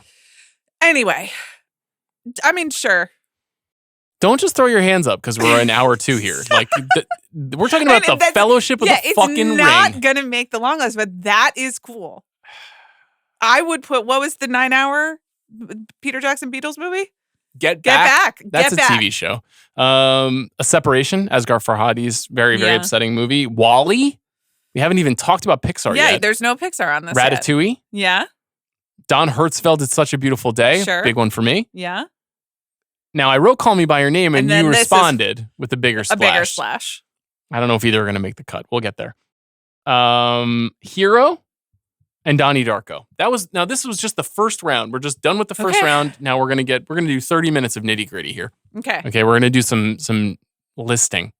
Now, my next act was during Sundance weekend. Yes. 2 stone cold hours. Yeah. Of chisel and rock. I took all this raw material and I went mining for the truth. Right. Now, do you think I should say where the list stands right now at this juncture, and then we can bang through some more of it? Yeah, because we might reorder a few things. Yeah. This is your proposal. So this is... And you were not, offended by this. No, I wasn't offended by it. There are some things I want to discuss with you. Okay. And maybe some alternate films for the filmmakers. And maybe a couple things we need to squeeze in. I'm open to all those hate things. it. I just want to note that this is the edited list because the first list you sent me was quickly followed by, wait, I just realized that There Will Be Blood is not on this. To which I said, you can take Almost Famous off and put There Will Be Blood on. So that is the cut that I made. I did do that. And I'm sorry to all of you and to Cameron Crowe. I'm going to start this by reading the hard cuts. These movies don't appear on the list right now. These for me personally, these were really, really, really hard cuts. Yeah. AI. There's no Steven Spielberg on the list right now. I thought that you would pick Minority Report. I thought about it, but it just too much cruise, too much action, too samey. Okay. Even though Minority Report is great. Whiplash. Yeah. It's hard. It's that hard was out your here. choice. It's hard out here. Yeah. I did it. Almost Famous. Yeah. I took it. You were a brat. I don't appreciate that. I'm not a brat. It's a good movie. I love Cameron Crowe. Is it my favorite Cameron Crowe movie? No, it's not. I think it's a very important film. Yeah, sure. Superbad. Hard cut. Yeah. We love Superbad. Moonlight. Hard cut. Yeah. We didn't talk in the first round about Certified Copy, but I would say that to me is, we don't talk about that movie that much on the show, but that is in a similar realm of this is really important and good. Yes. We would never do Certified Copy on the rewatchables, but it would be a great movie to kind of take apart together on a show. Agree. Tar didn't make the cut. Arrival didn't make the cut. Well, I know, but does Sicario make the cut? Well, it's not on there right now. Yeah, but and WALL-E. So maybe if we want to, we can put Sicario right next to it. So and WALL-E is your Pixar pick. WALL-E is my Pixar pick, but it's not making the cut. Okay. There is no Pixar movie on the list right now. There's no Spielberg on the list. There's no Denis Villeneuve on the list. There's no Luca Guadagnino on the list right now. I know, which is very upsetting to me. There's another movie that I thought of that is resonating in culture right now called Eternal Sunshine of the Spotless Mind, because what Severance is doing is so deeply riffing on Eternal Sunshine, almost to the point of frustration for me personally, but Brokeback Mountain is not there. Francis Ha is not there. Yeah. There's no Noah Baumbach. There's no Noah Baumbach. Although obviously I feel like Lady Bird, he gets some. Stop it. What do you mean? They are independent people making their own art, and we can honor both of them. Absolutely. I'm sure he never read the script before she went out and made the movie. Let's just read the list. Well, you want to keep going? I mean, there's no Steven Soderbergh on this list. There's no Steven Soderbergh. Ocean's 11 is eligible. I know that. It's eligible. I know. And it's not here. The Tree of Life, there's no Terrence Malick. Sorry, I was just thinking about Chris Ryan and UNESCO sites. The way you said that was the way that... What did he say? He was talking about Nolan making the Odyssey, and he's just like, they're honoring UNESCO sites. He is honoring them, and it's just really funny. Did you see the photo of Tom Holland on a Viking ship with Nolan that came out today? Yeah. Wow. Just go to whatever Christopher Nolan updates, Tom x.com. Holland Odyssey. Let's go. First images on the set I found Chris's blog, and there it goes. Okay, so Chris Nolan, I guess they have to wear life jackets if they're not. I think so. When they're making the film, they got to be safe. That's funny. They're not performing. Okay. The Love and Basketball is not on the list. Didn't come up on the first batch. So that's kind of a tough one. Yeah. Birth No Jonathan Glazer. No Jonathan Glazer on the list right now. No Zone of Interest. No Sexy Beast. Birth would be our pick. It would be my pick. I would be comfortable negotiating to birth. Okay. But not giving birth. Yeah, no. I'll never give birth. Yeah. Except to the birth of ideas. Okay. On this show. Okay. A Star is Born. It never came up. I know my limits. I know I got to pick my battles. Okay. I love that movie. I recently, I don't remember what movie that I was searching for, but there was a Mom Will Love This pack of movies. You know how sometimes like when you're on digital, like on digital, and they like will sell you a bundle, and it was like, and it was Funny Games, Valentine's Day, no, and it was like 4 Gary Marshall films and A Star Is Born, the Bradley Cooper version, and I was like, this is rude. I mean, you know, these are your people, so. Okay. No Michael Haneke on the list. Okay. No Bridesmaids on the list. I'm fine with it. I know it was like incredibly important. No Kenneth Lonergan. Yeah. Women can make money. The Lord of the Rings didn't make it. Okay. I don't feel good about it. All right. Well, we can discuss it. No Werner Herzog. Yeah. Furthermore, no documentaries. Well. Other missing Americans of note. Go ahead. Clint Eastwood. Mm-hmm. M. Night Shyamalan. Mm-hmm. Sam Raimi. Mm-hmm. Todd Haynes. Yeah. No Damien Chazelle or Yeah. Barry Jenkins. No James Gray. No Safdies. No Ari Aster. No Robert Eggers. No Soderbergh, as you mentioned. No Sarah Polley, she's Canadian. No Denis Villeneuve, he's Canadian. No Michael Bay. No Richard Kelly. No Noah Baumbach. No Catherine Bigelow. We didn't even talk about The Hurt Locker or Zero Dark 30 for a variety of reasons. Kelly Reichardt, also not represented here. Only one European director. And it's Lars von Trier. And it's Lars von Trier. That's really weird. So that means Almodovar not represented, Yorgos Lanthimos not represented, Paul Verhoeven, Celine Sciamma, Thomas Vinterberg, The Dardennes, Ken Loach, Pavel Pawlikowski, didn't mention Ida or Cold War. No Mike Lee. Yeah. No Paolo Sorrentino, no Bella Tarr, no Mia Hansen-Løve, no Olivier Assayas, no Edgar Wright, no Luca Guadagnino, no Jonathan Glazer. We are also using European in the pre-Brexit sense. Fair point. Not European Union, the continent of Europe. Right? I think so. Okay. 4 Asian directors represented on this list. I won't say who they are because we'll go through the list momentarily. Well, everybody else knows. Because they've been listening to I'm giving them I'm giving them the mind state of where we are now in the process. Okay. We're having the meeting. Okay.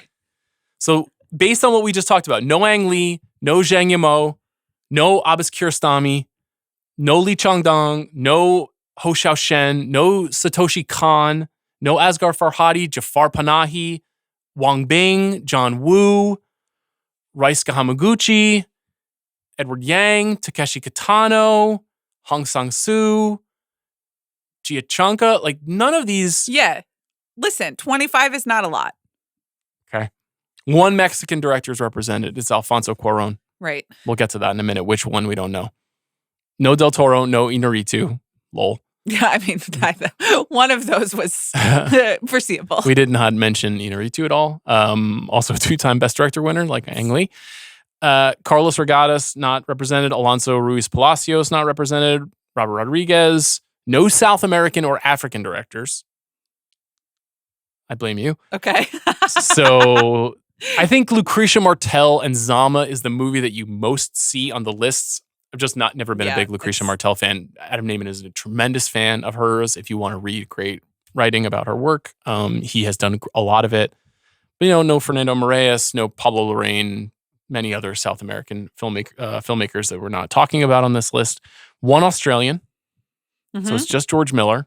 No Peter Jackson and no Baz Luhrmann. You fought tooth and nail for Moulin Rouge, and I said no.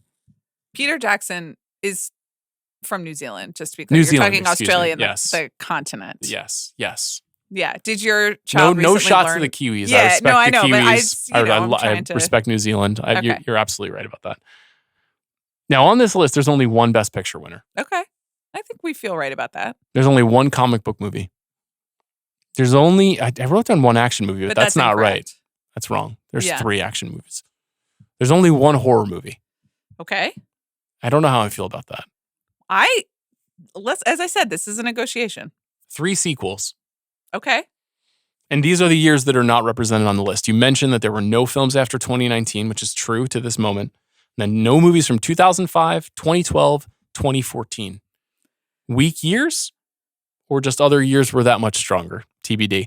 Now, there's a whole host of major stars that we talk about on this show all the time that are not a part of this list. Among them, Ryan Gosling, Emma Stone, Jennifer Lawrence, Bradley Cooper, Cate Blanchett, Matt Damon, Ben Affleck, Reese Witherspoon, Nicole Kidman, Denzel Washington. We could go on. There are many, many other stars who are not a part of this list. So anybody who's out there saying you guys are star fuckers, you only like Ben Affleck movies and J-Lo documentaries, I got news for you guys. The Greatest Story Never Told, not on the list. Have you seen that yet? No. Okay. And I will not. There's a whole part where Ben Affleck is like, look at all these cameras and explaining cameras to Jennifer Lopez. I love Ben. I got mad respect for Town, Ben. not on this Mallrats, list. banger. Argo, Chasing Amy, banger. not on this list. Phantoms, he was the bomb in Phantoms, yo. Like, he's just the man. Okay. Let's do the list. Okay. This is where it stands right now. I'm not saying this is where it's going to end. Yeah. This is where what I hammered out and you basically more or less accepted, but now the final steps begin. I said put a pin in it and roll the cameras. Okay, so I'm going to start right now because we have to talk about it and we have to explain it. Okay. So number 25, you have Michael Clayton. I wanted a cool episode to start. That's what I was going to explain. I know that. I understand. Jesus Christ. Okay. We're having the meeting. But I know the rules. We're opening up the meeting to everyone else. Yeah. When you make a list, you got to grab people in with something up top that they A, want to listen to and are interested in. Okay. And B, also make them a little mad. So many people, myself included, might recoil at the idea that Michael Clayton is as low as it is. But I think it's a great kickoff. And the right scale and also George Clooney. We don't have to explain every pick, but I do think these key moments are the right ones to explain. Yes. Okay. You want to keep going? Sure. So at 24, we have The Handmaiden, which it seems like maybe you want to change it to Old Boy. You only have a couple weeks. I might want to change it. And if you change it, does it change the ranking? I really like The Handmaiden too. No, it doesn't. I think this is a good spot for Park Chan-wook. I think it's a good spot for either of these movies, so it's not that big of a deal. I don't know, man. I'm kind of eager to return to The Handmaiden because I haven't seen it in a while. Whereas Old Boy I have seen recently. Have you watched the Park Chan-wook Little Drummer Girl yet? No. I watched the first 23 minutes twice. The first time I tried to watch it, and you were just like, no. I just stop making TV shows. It's the only exception to just the make movies, TV show thing. It's absolutely just make movies. Let's leave The Handmaiden there for now. Okay. After that is Mission Impossible Fallout, which I feel pretty good about. He jumps out of a plane. He's thrown through a bathroom mirror. Yeah. Very violently. I just watched this recently. Henry Cavill. Yeah. Powers up his arms. The whole motorcycle thing. Yeah. The helicopter fight. Pretty good. Michelle Monaghan. Yeah, very beautiful. She's doing stuff. Vanessa Kirby. Ving Rhames. Yeah. There's all kinds of Simon Pegg. If we put this movie on the list and we keep it where it is, then that's an acknowledgement of Shaun of the Dead. Okay. Which is not here. That's fine. Do you feel like so this is an acknowledgement of Tom Cruise, of franchises in a lot of ways, with Absolutely. one other exception. And I think that is our shared favorite franchise going. Yes. Losers like The Fast and the Furious, winners like Mission Impossible. Right. We didn't even discuss Fast Five. Nor should we. Yeah. Okay. All right. I just, Just putting it out there. I've got Something's Gotta Give at 22. Now, is that movie better than Fallout? I think we're sort of we're doing tiers, right? No. We're not doing We're ranking tiers? them. Okay. I would say its rating is actually better than Fallout. Then I made a great choice. And Jack Nicholson has to be able to walk up those stairs before he can have sex, and he does it. So it has dramatic action sequences. It does have a sex scene between Jack Nicholson and Diane Keaton. I gotta say, sex in your 70s, that sounds challenging. As my body is just totally breaking down in 43. It's also got this scene where he's like on. I really am. I hope it happens for you. Me and too. They have put Me a lot too. of medical research dollars behind making sure that that's possible. I'm for actually you not worried at the expense of my health generally. So what do you mean? Just like me being able to even see a gynecologist, and is under debate, but there are all sorts of medicines to make sure you can have. I'm not worried about ED. Okay. I'm worried about Now not you having aren't. functioning limbs. I mean, I might be worried about it then, but right. It's that's he has to be able to make it up the stairs because that's when his heart is ready after his heart attack to have sex again. So, but listen, he's got Keanu Reeves, who's a doctor in the Hamptons who believes in him. So maybe we can achieve that for you too. Okay, great. Also, this scene when he's running around in the hospital gown with his ass totally out. Every single time I've worn a hospital gown since then, it's like an enduring image. And then it's also like useful for small chat with, like small talk with all the nurses. This is your case for something's got to give right I'm now? just like, it's influential. Okay. Coastal Grandmas. One of Diane Keaton's best performances. Agreed. They go to Paris. I've been to that restaurant in Paris. They have a big sign. Just have a sip of water, please. I'm out of water. That explains I forgot the jug. You're manic. 2021, The Dark Knight. Yeah. Do you want to change it? Keep going. 20, The Royal Tenenbaums. I feel good about this. 19, Spirited Away. I feel good about this. Okay. 18, Y tu mamá también. I went with this over Children of Men. I guess film made in his native Mexico. And thus far we have been pretty genre heavy. So Agreed. And I feel like I kind of jammed those up at the top, not to get people interested in this, the opposite really, more to just be like, this stuff matters, but like, let's not get too bogged down in it as we go down the list. Okay. You can make the case that a couple of these should be flipped so that it's not so action-y near the top. Okay. Anchorman at 17. Step Brothers, Superbad. The Other Guys. No, we're not going to do The Other Guys, even though I do like it. I think Christine Neth.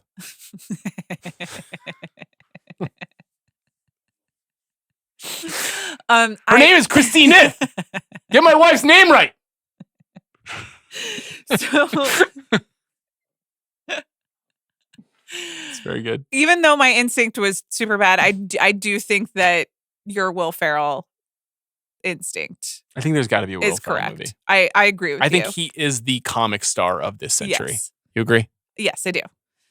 So Step Brothers is really funny. It is very good. Before Sunset at 16.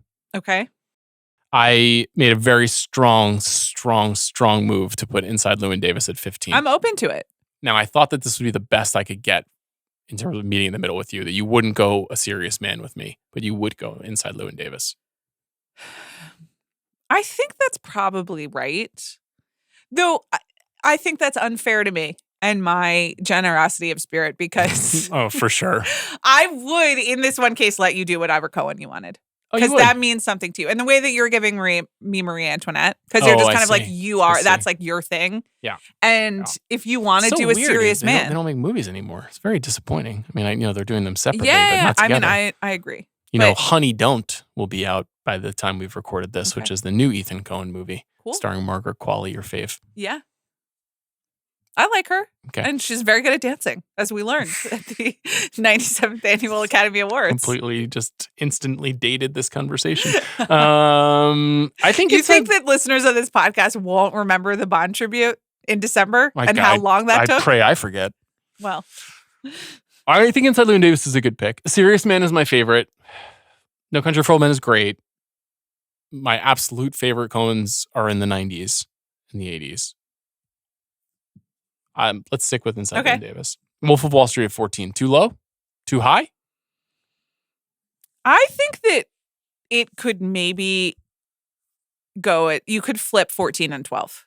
And I say that with... Oh, fuck yeah. Okay. Yeah, and I say that with... And honestly, maybe you could put 14 at 11, 11 at 12, 13 stays the same. Do you see what I'm doing here? I do. 14 at 11, 11 at 12, and 12 at 14. Yeah. Now we're talking. Okay. Now we should be doing screen capture for this. Yeah. This is the real work. Okay. So now coming in at number 14 is Moneyball. Yeah. Which is one of my favorite films of all time. Do you think that this is the year that we can host a screening of Moneyball? Do you think we did it? It's the end. It's December 2025. We've had many very kind programmers over the years ask us to come and program a movie. We've programmed Gone Girl, Phantom Thread. What else? I'm forgetting other movies. We've done a few others. I did a bunch in at the Frida when you were on leave. Right. And every time we say, guys, what about Moneyball? They're like, yeah. Okay. Don't think that's gonna sell. I'm Sean Fennessey. I'm Amanda Dobbins. And this is 25 for 25, a big picture special conversation show about Moneyball and how can you not be romantic about baseball.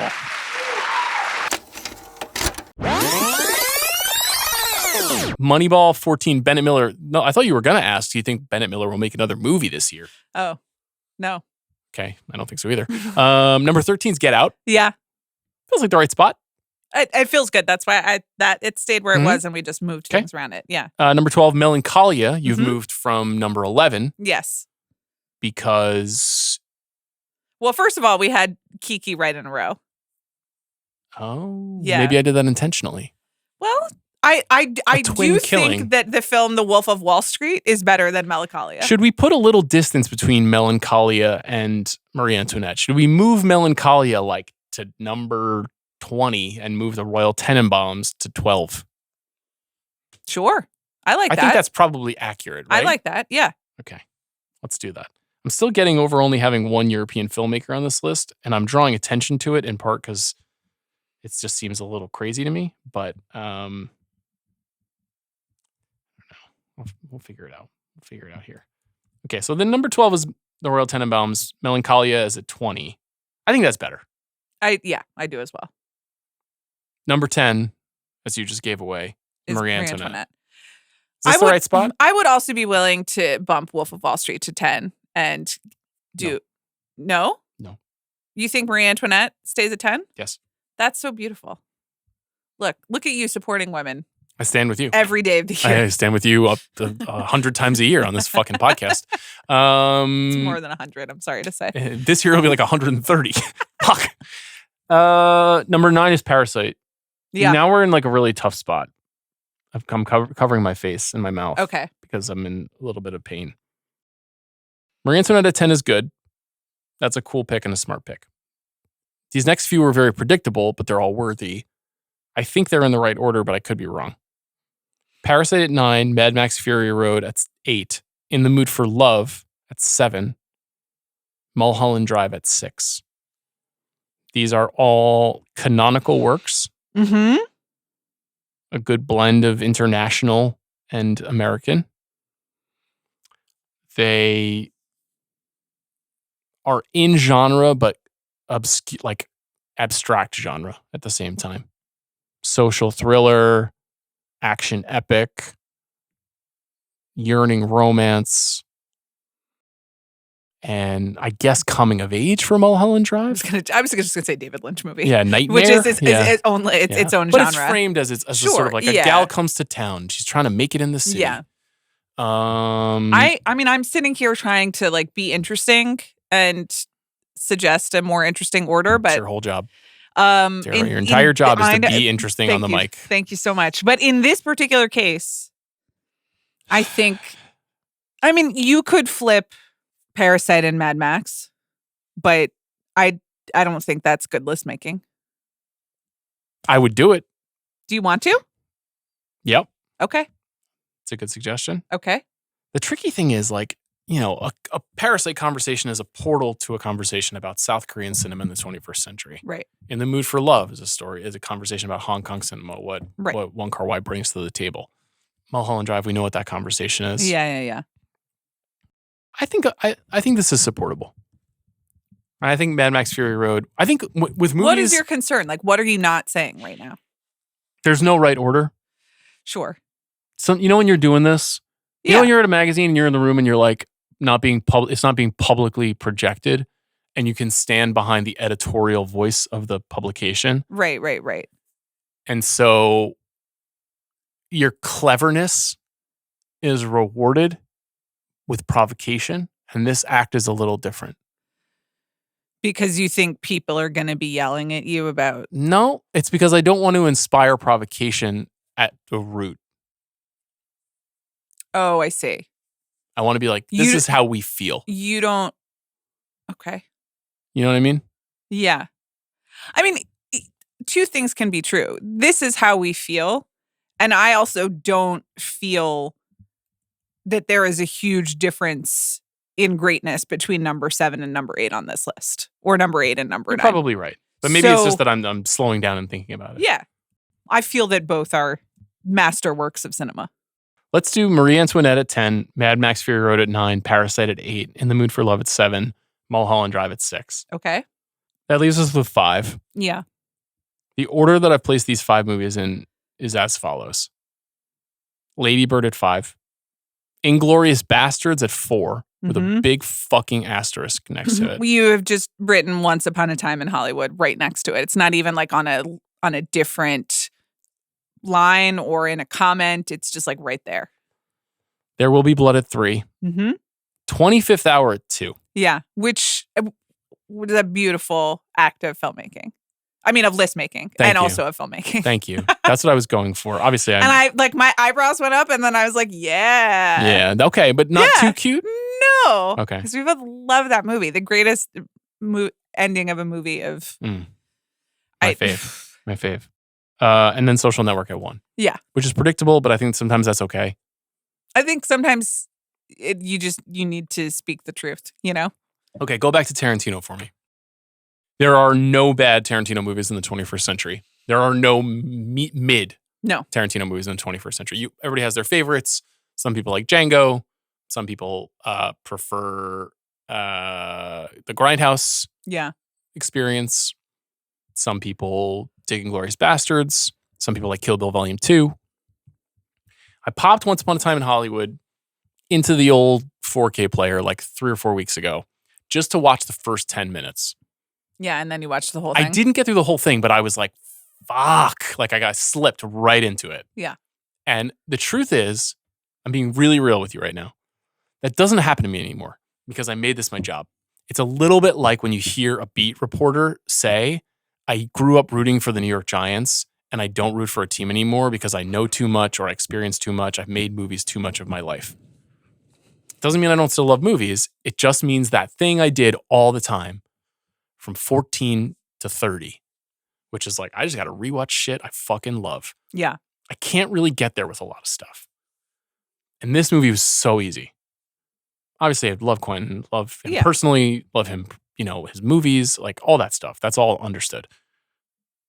But, and Inglourious Bastards is a diamond, right? It's like a perfectly constructed masterwork. Mm-hmm. But I think maybe it would be Once Upon a Time in Hollywood for me. Okay. So here's the thing. Is that I'm sympathetic to what you were saying about it becomes the more that this becomes our job, the less we have the experience of just watching it to watch. And I think that in a lot of ways, like the essential characteristic of all of these movies are movies that like get us across the hump from annoying podcaster to person who just loves watching movies. Mm-hmm. And like they are all of that quality for me. The thing is that both Inglourious Bastards and Once Upon a Time in Hollywood are that to me. I think they're both great. I don't know whether it's recency anti-bias. I'm trying to account for this as well. I don't know whether... I don't know. I mean, Inglourious Bastards is just, it's my favorite Tarantino. It's my favorite Tarantino, full stop. Like that is my pick. That's always my pick. Over Pulp Fiction. Yeah. Okay. Well, listen, I wasn't allowed to see Pulp Fiction when it came out in 1994 because I was 10. So you come to it later. That sucks. That's tough. Listen, I'm every day I'm persevering, every day. You're so brave. I'm doing the work. But so I just Inglourious Bastards, I remember seeing it. It's okay. We'll keep Inglourious Bastards. Okay. I just want it to be on the record that I agonized over this. Well, we have time because that at number 3. At number 3 on the list, yeah, it'll be a December recording. So if yeah, you're right about that. I'm not trying to It's number 4, but yeah. Oh, it is. And this is an interesting number 3 thing, is There Will Be Blood. So you could in also my do the heart master. And in my mind, yeah, these people are engaged in a death struggle for primacy in my heart. By these people, you mean Quentin Tarantino, Paul Thomas Anderson, Spike Lee, and David Fincher? Correct. Okay. I would say, and so is the list too schematic, and answer me honestly, me leaning by doing that? No, because... And I'm not saying you don't like any of those filmmakers. I know you love them. But those are kind of the 4 that I have like organized a lot of my movie admiration around, and probably like switched me on to a ton of stuff over the years. Yeah. I mean, so at 5 we have Greta Gerwig. At 10 we have Sofia Coppola. Mm-hmm. Those are 2 of my 3. We've got Nancy Meyers on the list. Mm-hmm. We, I think and I'm not trying to reduce myself to like, well, I like the girls, but no, but I like them too. And Greta and Sophia would have been on my list. I don't know if it would have been these movies specifically, but they both would have been on my list if I just made it by myself. The thing is that Fincher, especially Fincher and Tarantino, and well, like Spike Lee, like I love these movies, like these specific movies, and that's why I'm arguing for Inglourious Bastards instead of Once Upon a Time in Hollywood. I love all Tarantino movies, not in the same way that you do, but where I meet you is at these specific movies, so it's okay with me. I'll roll with you on Inglourious Bastards. There Will Be Blood at 3, 25th Hour at 2, and The Social Network at 1. Are you being a cuck by not choosing the master? No, I don't think so, because I just don't think it's superior. Okay. And I don't two either. Perfect but objects I know. that exist in different light. I'm asking you. No, I think the master would be a really cool pick. And it would be an acknowledgement of Philip Seymour Hoffman and what he means to the century in movies. Yeah. But There Will Be Blood. I've now done multiple podcasts about the movie and written long pieces and interviewed PTA multiple times, and every time it's come up. It's back in the news with The Brutalist, so many of the themes so is The Master, True. That's fine. We got to talk about the things that that aren't on this list that I maybe can't live with. Okay. There's no Soderbergh on this list. Mm-hmm. Now, you could argue that if Out of Sight were eligible or The Limey were eligible, then he would be on the list. This is my thing. But that seems really, really stupid for one of the signature filmmakers there's also no Spielberg on this list, so like, what are we doing? If there's no Spielberg, then they operate in similar spaces to me where their best stuff just wasn't at this time. Okay. And it doesn't mean that their stuff that they made at this time wasn't great, because it was great. There's a case for the Fabelmans, straight up. Sure. There is a case for it. We don't have a lot of old master reflecting back on what he hath wrought. That's not really a conceit of this list. And I'm fine with that. No Baumbach. I'm okay with that. As I said, I know Lady Bird, he's not credited in any way, but there's some vibe. Sure. It's a hard miss for us, but I think it's a miss. Francis Ha was in my I can't believe we're not doing this, right? It wasn't. Yes. No Tree of Life. I don't know if I can rationalize that one to myself. Okay, so what would you take away? The Dark Knight? Woo! You are courting the anger of a lot of people. It's fine with me. I don't care. I just think my sordid history with Nolan stans makes this a little bit annoying, but I don't know. The Tree of Life is better than The Dark Knight. What are we doing here? Yeah. No, it is. Bobby, any thoughts?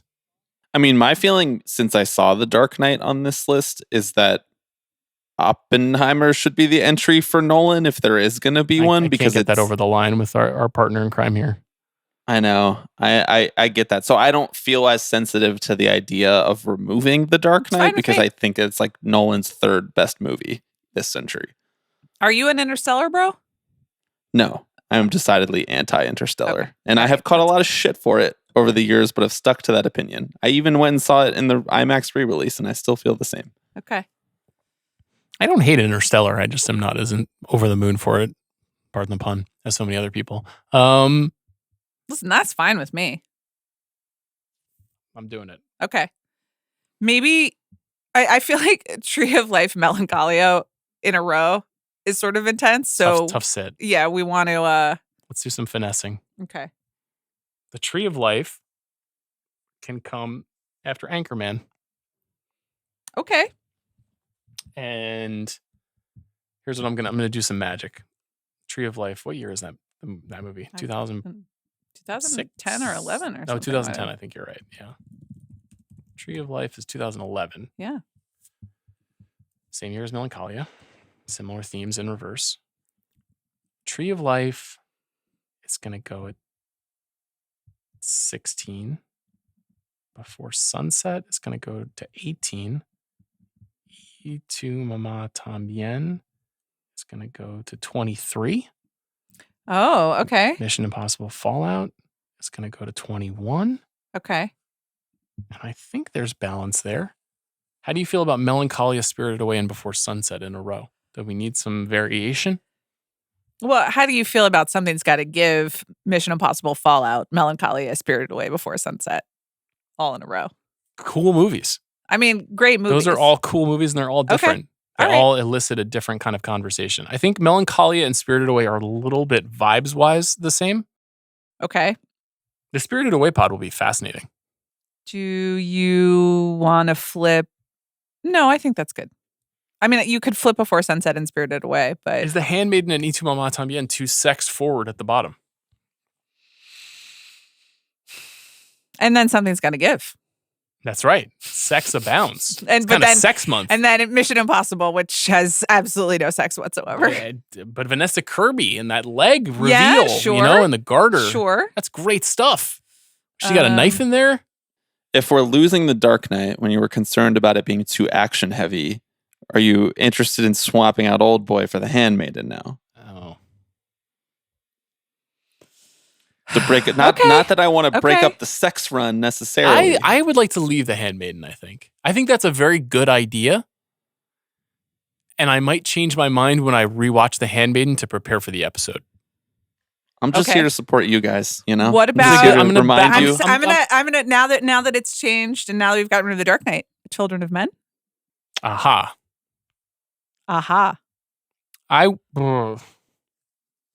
Let's do it. Okay. Children of Men. Now we don't have to worry about the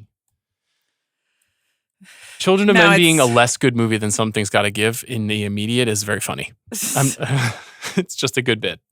What's Children of Men? 2008? Okay. Yeah. Yep. This feels for now. Okay.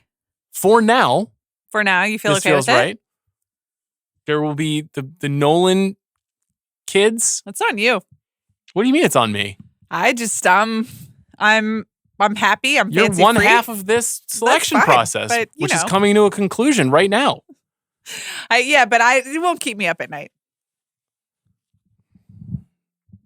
The thing about The Dark Knight, you won't let us put Oppenheimer on the list. That's really the issue. Okay, and that's the best movie he's made. The thing about The Dark Knight that I was about to say that also applies to Oppenheimer is that it's one of the great movies that you've ever seen, and then it keeps going for 90 minutes. So yeah, you did that bit. We know that bit. Well, it's true of Dark Knight too.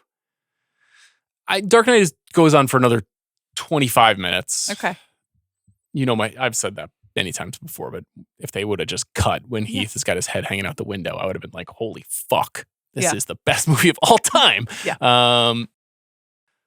Okay. Let's just hold it there, but we're going to make some more changes. I know it. Okay. Like in the process. I'm going to wake up one morning. I'm going to shoot out of bed, stock still. So do we get to do an addendum to this in December? Like right now, what?